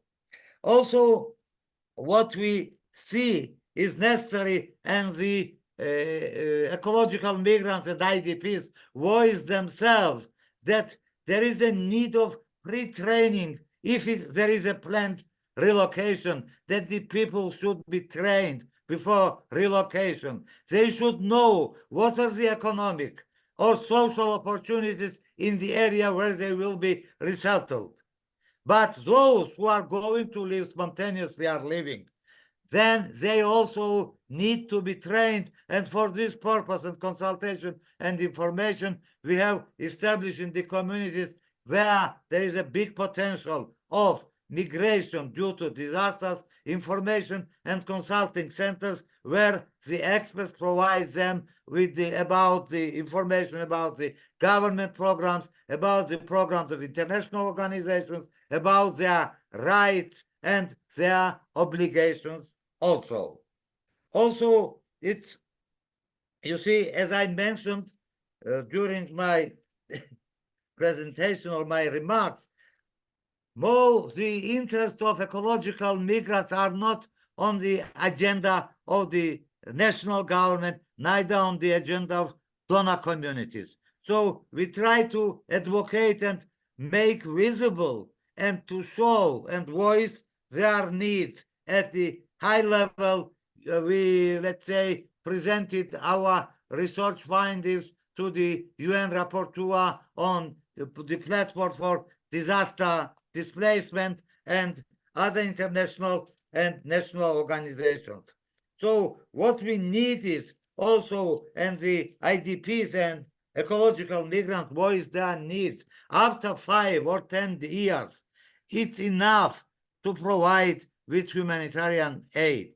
Humanitarian aid, if there is a need, it should be combined with development approach. You cannot rely all the time on humanitarian aid if we want to make those people self-sustainable, if we want these people to build their future on their own. So that's why it is very important to provide IDPs, ecological migrants, other migrants with vocational trainings, develop digital skills of the young people among IDPs. And also, we should always think, if most of the IDPs and ecological migrants are resettled in economically depressed areas, there is where the land is available, but they are not entitled. If we give them the land, those IDPs, with their knowledge, can bring a lot of new development issues and revival of these areas which are economically depressed. So this migration sometimes has a positive impact also. In the depopulated areas, these migrants can bring economic revival. So we need also think about the positive impacts of migration and how to adjust it to the development needs of the region or the country. Of course, I agree. All these issues, IDP issues, should be integrated into development programs. We give him a tag that he is an IDP, but he is our citizen. So he should be treated as the other citizen. And my colleague from David, I think, was talking a lot about the host communities. And while working with IDPs, we should not neglect the needs of host communities, because sometimes the host communities are in a worse situation than the IDPs. So integrating IDPs, building cohesion in the communities, we need to have that we follow in our Church World Service supported projects. We work together with ecological migrants and host communities together, providing them joint programs. It will be business programs, training programs, or information programs, but we provide them jointly the benefits of the project that project can provide to them. This Thank you is so much. what I wanted in short tell you. Thank you very much for your attention, and sorry for the previous No, it presentation. was I had some fascinating and technical important. problems. Sorry. No, thank you so much. It's really helpful to hear the examples, and I have the terrible job of cutting off a fantastic and rich conversation. And I have a challenge for the remaining 3 panelists. You get a 1-minute lightning round to offer any closing thoughts, because we do have a colleague in Nigeria who would like to speak to us before we get to some additional comments and closing. So Abdullahi or Joseph, would you like to take your 1 minute before Caitlin goes? I just want to say it's great to have these unanswered questions. We're in a university. It's where we like questions. This is what we need. We need to mix the questions with people who can research them and find the answers. Fantastic. Abdullahi, he yields his 30 seconds to you. Brilliant. Yeah, I think Kerry mentioned about livelihoods. I think you have to link the livelihood question to the question of identity and legal system, because when people leave, they don't carry with them the IDs. But I think in the case of Somalia, there's a great deal of work that is being done by Norwegian Refugee Council on the same, where IDPs have been helped to pay, they pay their rent, because the biggest danger is eviction, forced eviction. So they paid them rent for something like seven months, gave them some seed money to start their business. And they have shown, it's a small scale, but that has shown that it really does a lot of work in terms of, helping them, the IDPs, to be able to do things. I think one final 2 seconds is the question of the gender. Even in the evictions and even in the question of HLP, I think the question of gender sometimes tend to be forgotten because of the way the land tenure system is structured in many of these communities, and it really doesn't do justice to women, and they tend to disproportionately suffer. Sorry for running over time, but I needed to get that out. Thank you, Abdullahi. And Caitlin, any final words? Yeah, thank you. I'm under extra pressure to finish because the place I'm working is closing as I speak. Maybe just 2 quick comments on Carrie's question. How do people transition from rural to urban spaces with their livelihoods? I think it's really hard, but I think there's also different ways we can think about that. So rather than people transitioning from a rural to an urban livelihood, I think often what we've seen in our research is that through mobility, through social connections, livelihoods often span rural and urban locations simultaneously. So it's kind of actually more of a kind of merge of the rural and the urban in some circumstances. And then, Carrie, your other question around the modalities, what works, what doesn't. I think what we see primarily when it comes to livelihoods is kind of 2 polarized approaches. You have the kind of humanitarian focus, which tends to be still on kind of individual livelihoods interventions. And then you have a development focus, which is more macro. I think where we want to go with our new body of research is this missing middle, the kind of enabling environment that is often neglected, actually. So rather than focusing on a specific livelihoods intervention per se, you focus on the enabling environment that means something to people. And a lot of those different factors have come up in this panel.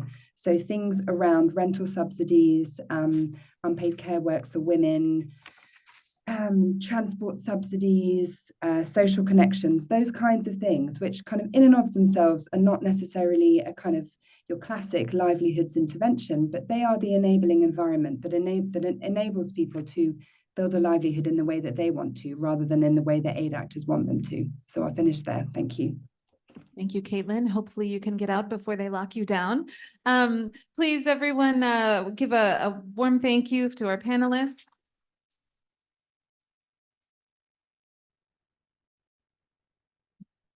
It was an excellent discussion. I know we have a lot more to discuss. Please do not run away, because we're going to be joined with one additional colleague from Nigeria who wants to share a few moments of his issues and priorities and message for you. we're fortunate. I will let the panelists find their way to their seats while we are switching over to hear from Kalumi Wakil, who is an IDP leader in Nigeria, and he himself established the Grassroots Initiative for Strengthening Community Resilience. He's also a leader with the UN Advisory Group, and wanted to just share a few minutes with you before we find our closing remarks. So we will switch our way over. Wonderful. Welcome, Kalumi. We can see you, and the floor is yours. Thank you. Thank you, Sarah. Good afternoon, colleague, or I can say good evening, because we are here in Nigeria. My name is Kalumi Wakil. The executive director from GISCO. GISCO stands for Grassroots Initiative for Strengthening Community Resilience.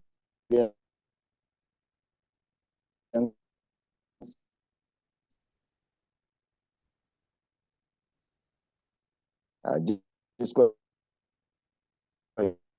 is a national organization which was established that was occurred in Nigeria, particularly the issue of the Boko Haram, and then the issue of the banditry that have led to a displacement of agency is almost 30 years, 3.5 million people in Nigeria. It's part of the country, and then we also have this is why we suffered with the issue of the Boko Haram. And then when it goes to the side of the Northwest region, we also have the issue of banditry. This is why actually people are suffering a lot. And then it has resulted to the displacement of over 3.5 million people in Nigeria. And out of these 3.5 people, actually 2 million people are currently taking refuge in the IDP camp in the Northeast. Well, 1.5 million people are in the Northwest. We have numerous camps in Nigeria, particularly in the Northeast. We have 62 IDP camps, formal IDP camps, and then 156 informal camps. These people are suffering with a lot of challenges, especially insecurity. You know, our panelists here have discussed, the first one and the second one have discussed a lot on how to bring the community, how to bring the IDPs to be taking part in the finding solution to their displacement. In our own context, we actually have a unique situation. We have the IDPs, we have the host communities, we have the IDPs living in the host communities. We have the returnees, that is the people that have returned from the neighboring country, you know, different groups that we have in the context. And as a result of these, actually, there are a lot of strategy and then the methodology that we put on the ground to see how we are going to ensure that we provided them with the need or with the service that they required. Actually, the issue of insecurity is still remain fragile, despite the kinetic and the non-kinetic approach by the government of bringing solution to this conflict. Still, there are a lot of places, a lot of local governments in the states and communities and the villages are not accessible because of the insecurity. There are still remnants of Boko Haram that they can not allow the people to go to their homes. They cannot allow people to go to their farmlands. 95% of people that are affected by this conflict, farming is their livelihood. Farming is the only source of their livelihood. And as a result of these insurgency, they cannot be able to access their farmland, and that make them to remain constantly depending on the NGOs' support, and then always try to look how they are going to survive. That is why you can see the young women and then girls have now started coughing negative mechanism. You could see that the women are just involving in survival sex. You can see children are begging, hogging on the street, drop out school children. You can see just moving on the street. They cannot be able to get something on their own so that they can be able to survive within the camp setting. The issue of the shelter is there. The issue of the food insecurity is there. The issue of sexual exploitation and abuses are there. The issue of there are numerous protection concerns. So as a result of this, being as a national NGO, this is why I said, okay, let me see if I can be able to develop or establish an organization. Because I am the IDP, I'm also part of the IDP who have been displaced in one of the local government under Borno State, is Dambua. I have experienced almost 16 attacks in my community. This have now led me to leave the community and then come back to the city where I'm currently staying. So this is where the first time when I come to the city, I found myself in the IDP camp. This is why I started supporting some of the humanitarian responses, especially doing by the UNHCR. I do as a volunteer, I support in vulnerability screening, identify beneficiary for intervention. And then later I understand that there are offerings that we can be able to, establish and then try to engage many people in terms of responding to their needs. This is why we established this organization. And then today is served as an IDP-led organization. And then we fortunately enough gotten an opportunity in 2017 with UNHCR. Today is exactly 8 to 9 years that we are partnering with UNHCR, covering both in the northeast and the northwest part of the country, implementing protection and then multi-sectoral assistance to the IDPs and the returnees in the country. This is why we also have got another opportunity with UNDP, WFP, and the other UN agency and the UN INGOs for different sectors that we have implemented. So as a result of this, actually we have three different strategies that we put in place that we can ensure the IDPs are taking part in our solution. We have what we call Protection Action Group. When we say Protection Action Group, these are groups that we have recruited directly from the community, directly IDP that we have engaged for this particular work. Actually, they are supporting our staffs in doing the protection monitoring in the field, especially when after closing time, or maybe in the weekends or in the night time, they can be able to support in the doing the monitoring and then make referrals for service provider. We also have community-based protection network. This is a platform where established and comprises of IDPs and then the host community. I can understand some of our speakers just saying that the host communities have to be part of the project, finding solution for their displacement. Actually, in our own context, we have a platform where bringing the IDPs and then the host community together, and then at the end of the month, they have to have a meeting to discuss on the concern in the community and then finding solution at the same time. We also have what we call community-based, we have Community Stabilization Committee. This is a UNDP funding project. It is comprises of the IDP, the returnees, the whole group of the people, including the government and then the security people are also part of it. We usually used to have a meeting with them monthly bodies where they can be able to discuss the issue that concerning the community, including the security issue, including the women empowerment, including employment, including everything that has to do with the community. And then they will see how they can be able to advocate with the outcome of that meeting to see if they can be able to provide response. And then this is what we actually have at the NGO side, but the Borno State government have also been able to establish a government-led structure for responding to the displacement of the IDP. We have like Borno State government policy on the resettlement of IDPs and then the camp closure, because looking at the recent significant improvement that we have seen in the security situation, actually the Borno State government have started closing camp. Now that people have started returning back to their community. And then this is why we have now started facing some kind of challenges, new challenges that we need to come across. We also have a kind of Borno module. We have Borno module for peace, reconciliation, and reintegration.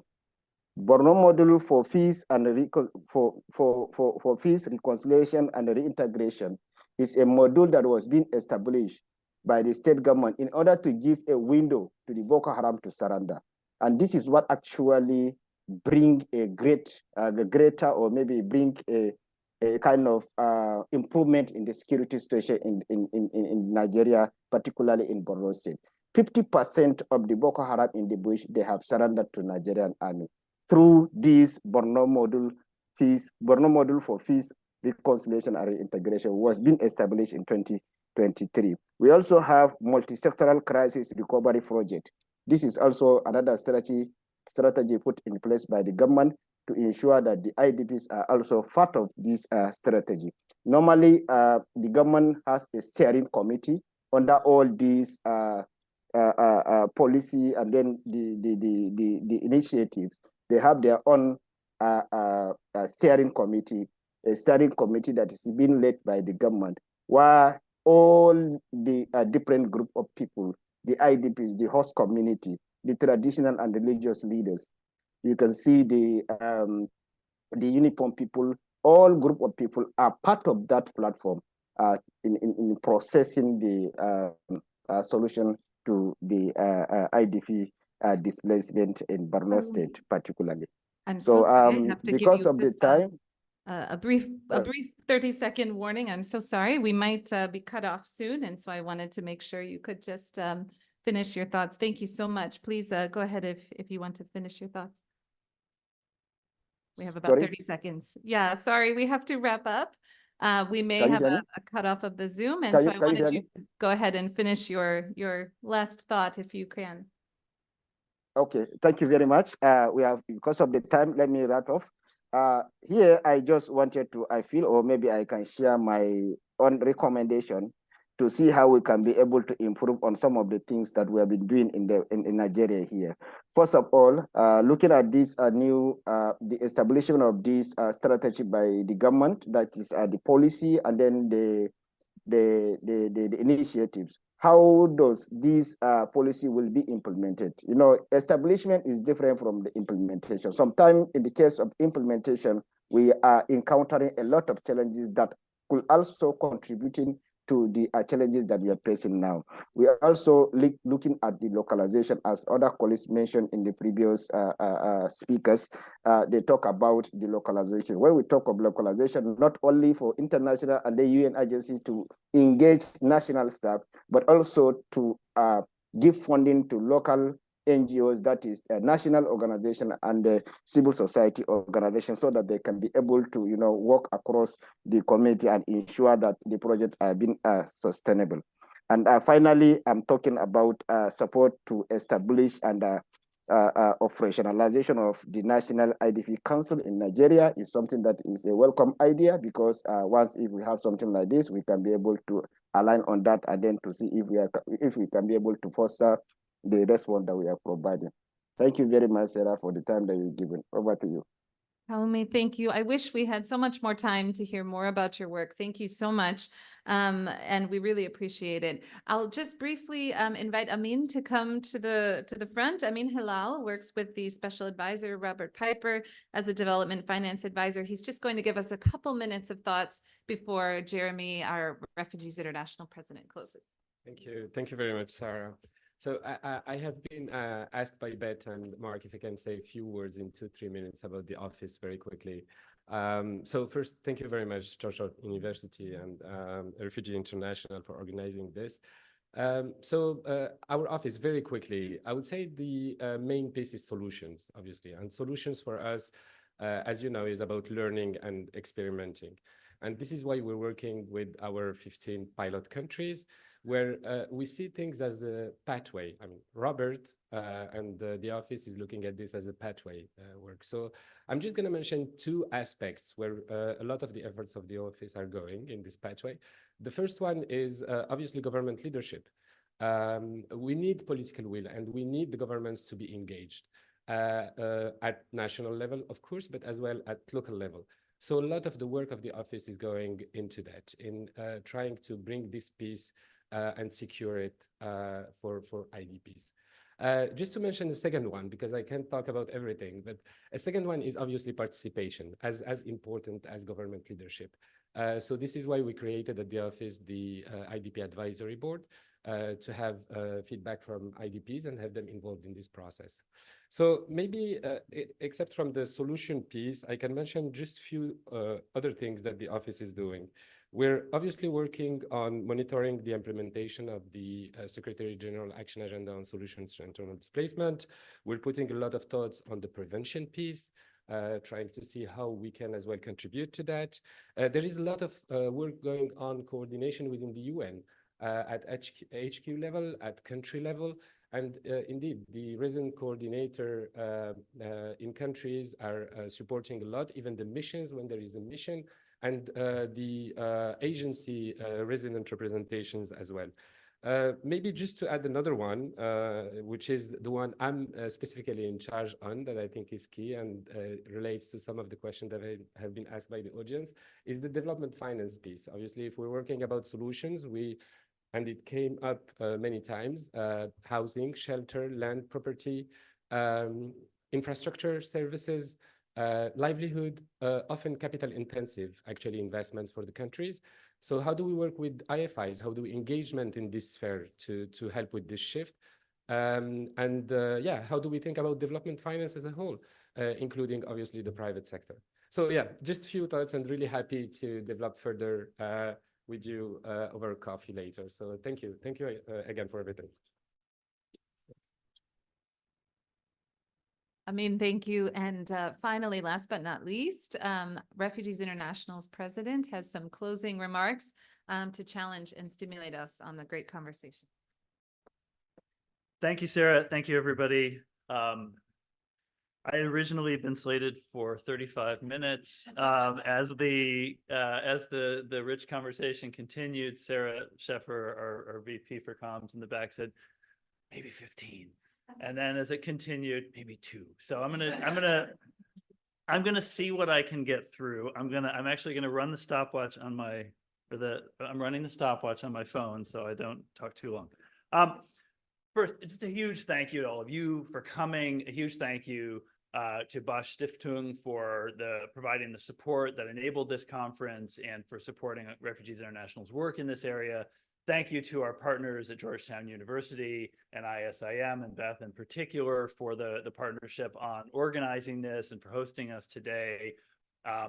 I always love seeing Roberta Cohen at any event, particularly an IDP event. It's sort of like seeing Mick Jagger come to your show. So thank you, Roberta.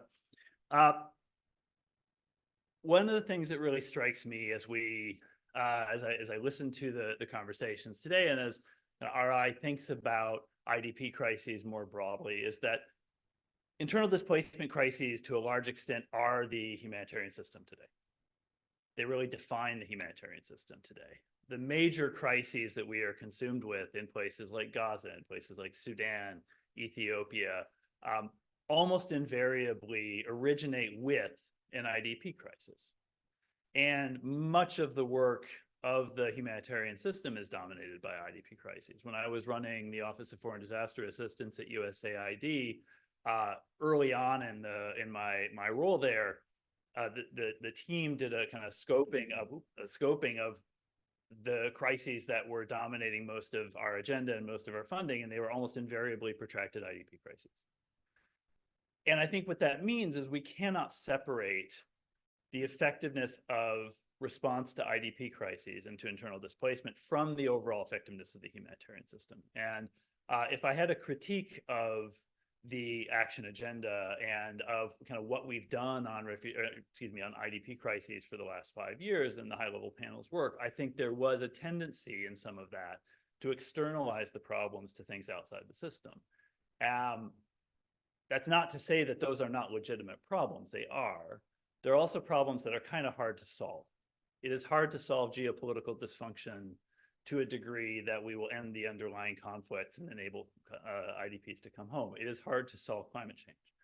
It is very hard to steer the battleship of development financing in a direction that takes displacement more seriously. All of those things are good aspirations, but I don't think we could pin or should pin all our hopes on those. And so what I would also urge, as we think about this kind of natural pivot point that we're at with some of that agenda now reaching a conclusion, where do we go next? What is the next agenda for IDPs? I'll throw out a few ideas.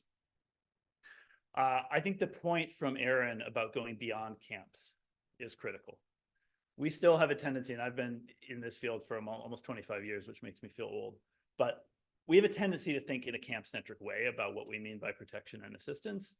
And that just doesn't, I mean, it doesn't serve people in camps very well. Camps are not a great way to serve people, but in particular, it really fits badly with the IDP, with IDP challenges. Most IDPs are not going to be in camps. And if we have a camp-centric mentality to how we engage with them, support them, and protect them, we're going to be failing to do that effectively for most IDPs. So we need to think beyond camps. And let's be honest, again, back to this idea that IDP challenges are, in some way, really challenges how the humanitarian architecture operates. We don't have a humanitarian architecture that really knows very well how to work outside of a camp-centric logic. So we need to break that somehow. What does that mean in practice? That means thinking in terms of adaptation, not just coping. I liked that phrase. I forget who said it earlier. One of the presenters talked about adaptation, not just coping. I think that's critical. It means thinking more in terms of livelihoods, and particularly rural to urban livelihoods, or rural spanning urban livelihoods, as Caitlin said in one of her interventions. It means taking much more seriously the role of host communities, and seeing beyond our own sort of blind spots as a humanitarian community. I mean, famously, humanitarian planning tends to look only at its own. It tends to be very self-referential and not really take account of the capabilities and the role of hosts. So those are all really important things. There are also things that we've talked about in the humanitarian sector for many, many, many, many years without really changing. And I think that, again, gets to this more fundamental question of what can change without larger change in the system. So I think that means we also need to look at the enabling factors for change within the system, and that's around things like financing. It's going to be very hard to change any of these things fundamentally without changing the financing model. It's going to be hard to make progress on localization without changing the financial architecture of the system. The coordination model that we use, I mean, I love the clusters in many ways, and I remember life before the clusters, when you would have 3 different GBV meetings because every UN agency that did GBV had to convene its own meeting. So that's not a world anyone wants to go back to. But we also have to acknowledge that the clusters don't do a good job at the subnational level. They don't do a good job engaging host communities, and they have become way too enmeshed with the financing architecture. I was in Ukraine last month, and it was very interesting talking to Ukrainian NGOs about how the system looks from their perspective. And it looks like this alien ship that dropped in and really doesn't quite know what to do with them and would in some ways prefer not to just acknowledge that they're there. I'm exaggerating a bit, but only a bit. And they were pushing for something that would sound more like area-based coordination. That would not be so centered in the capital. Most of them are not in the capital. Most of them are in the communities on the front lines.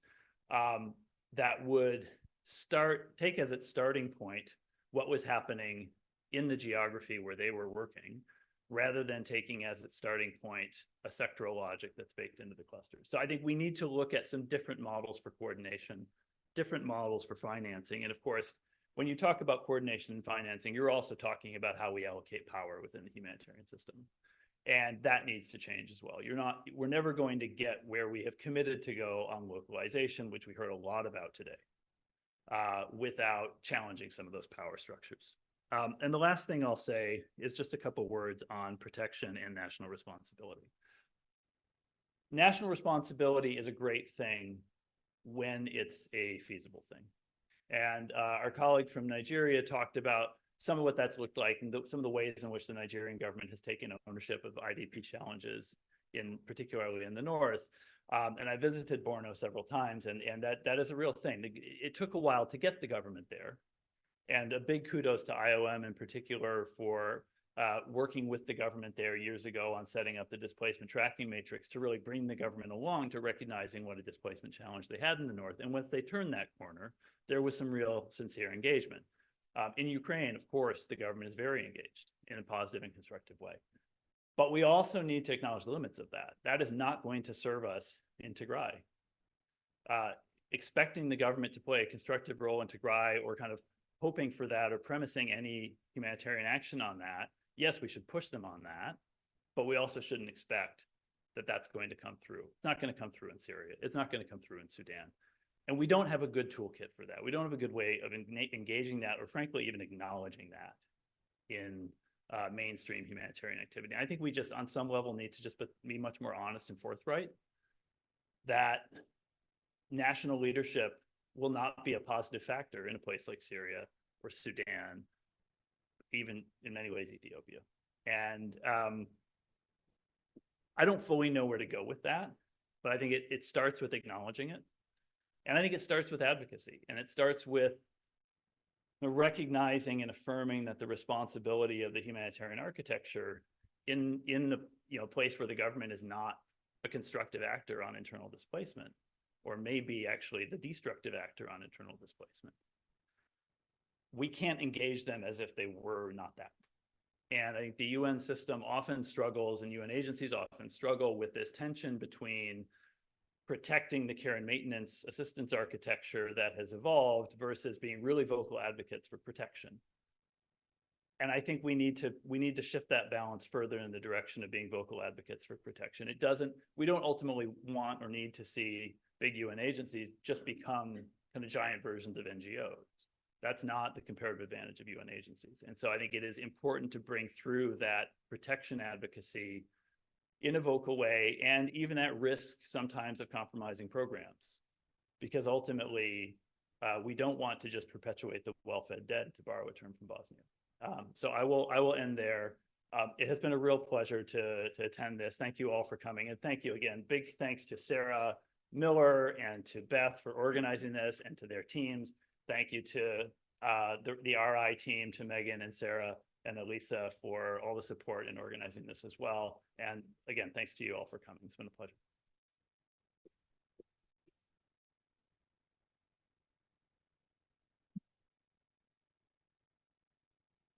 Jeremy, thank you for the provocative remarks. I know we could continue the conversation. It's clear we could go for days and days, but it is lunchtime.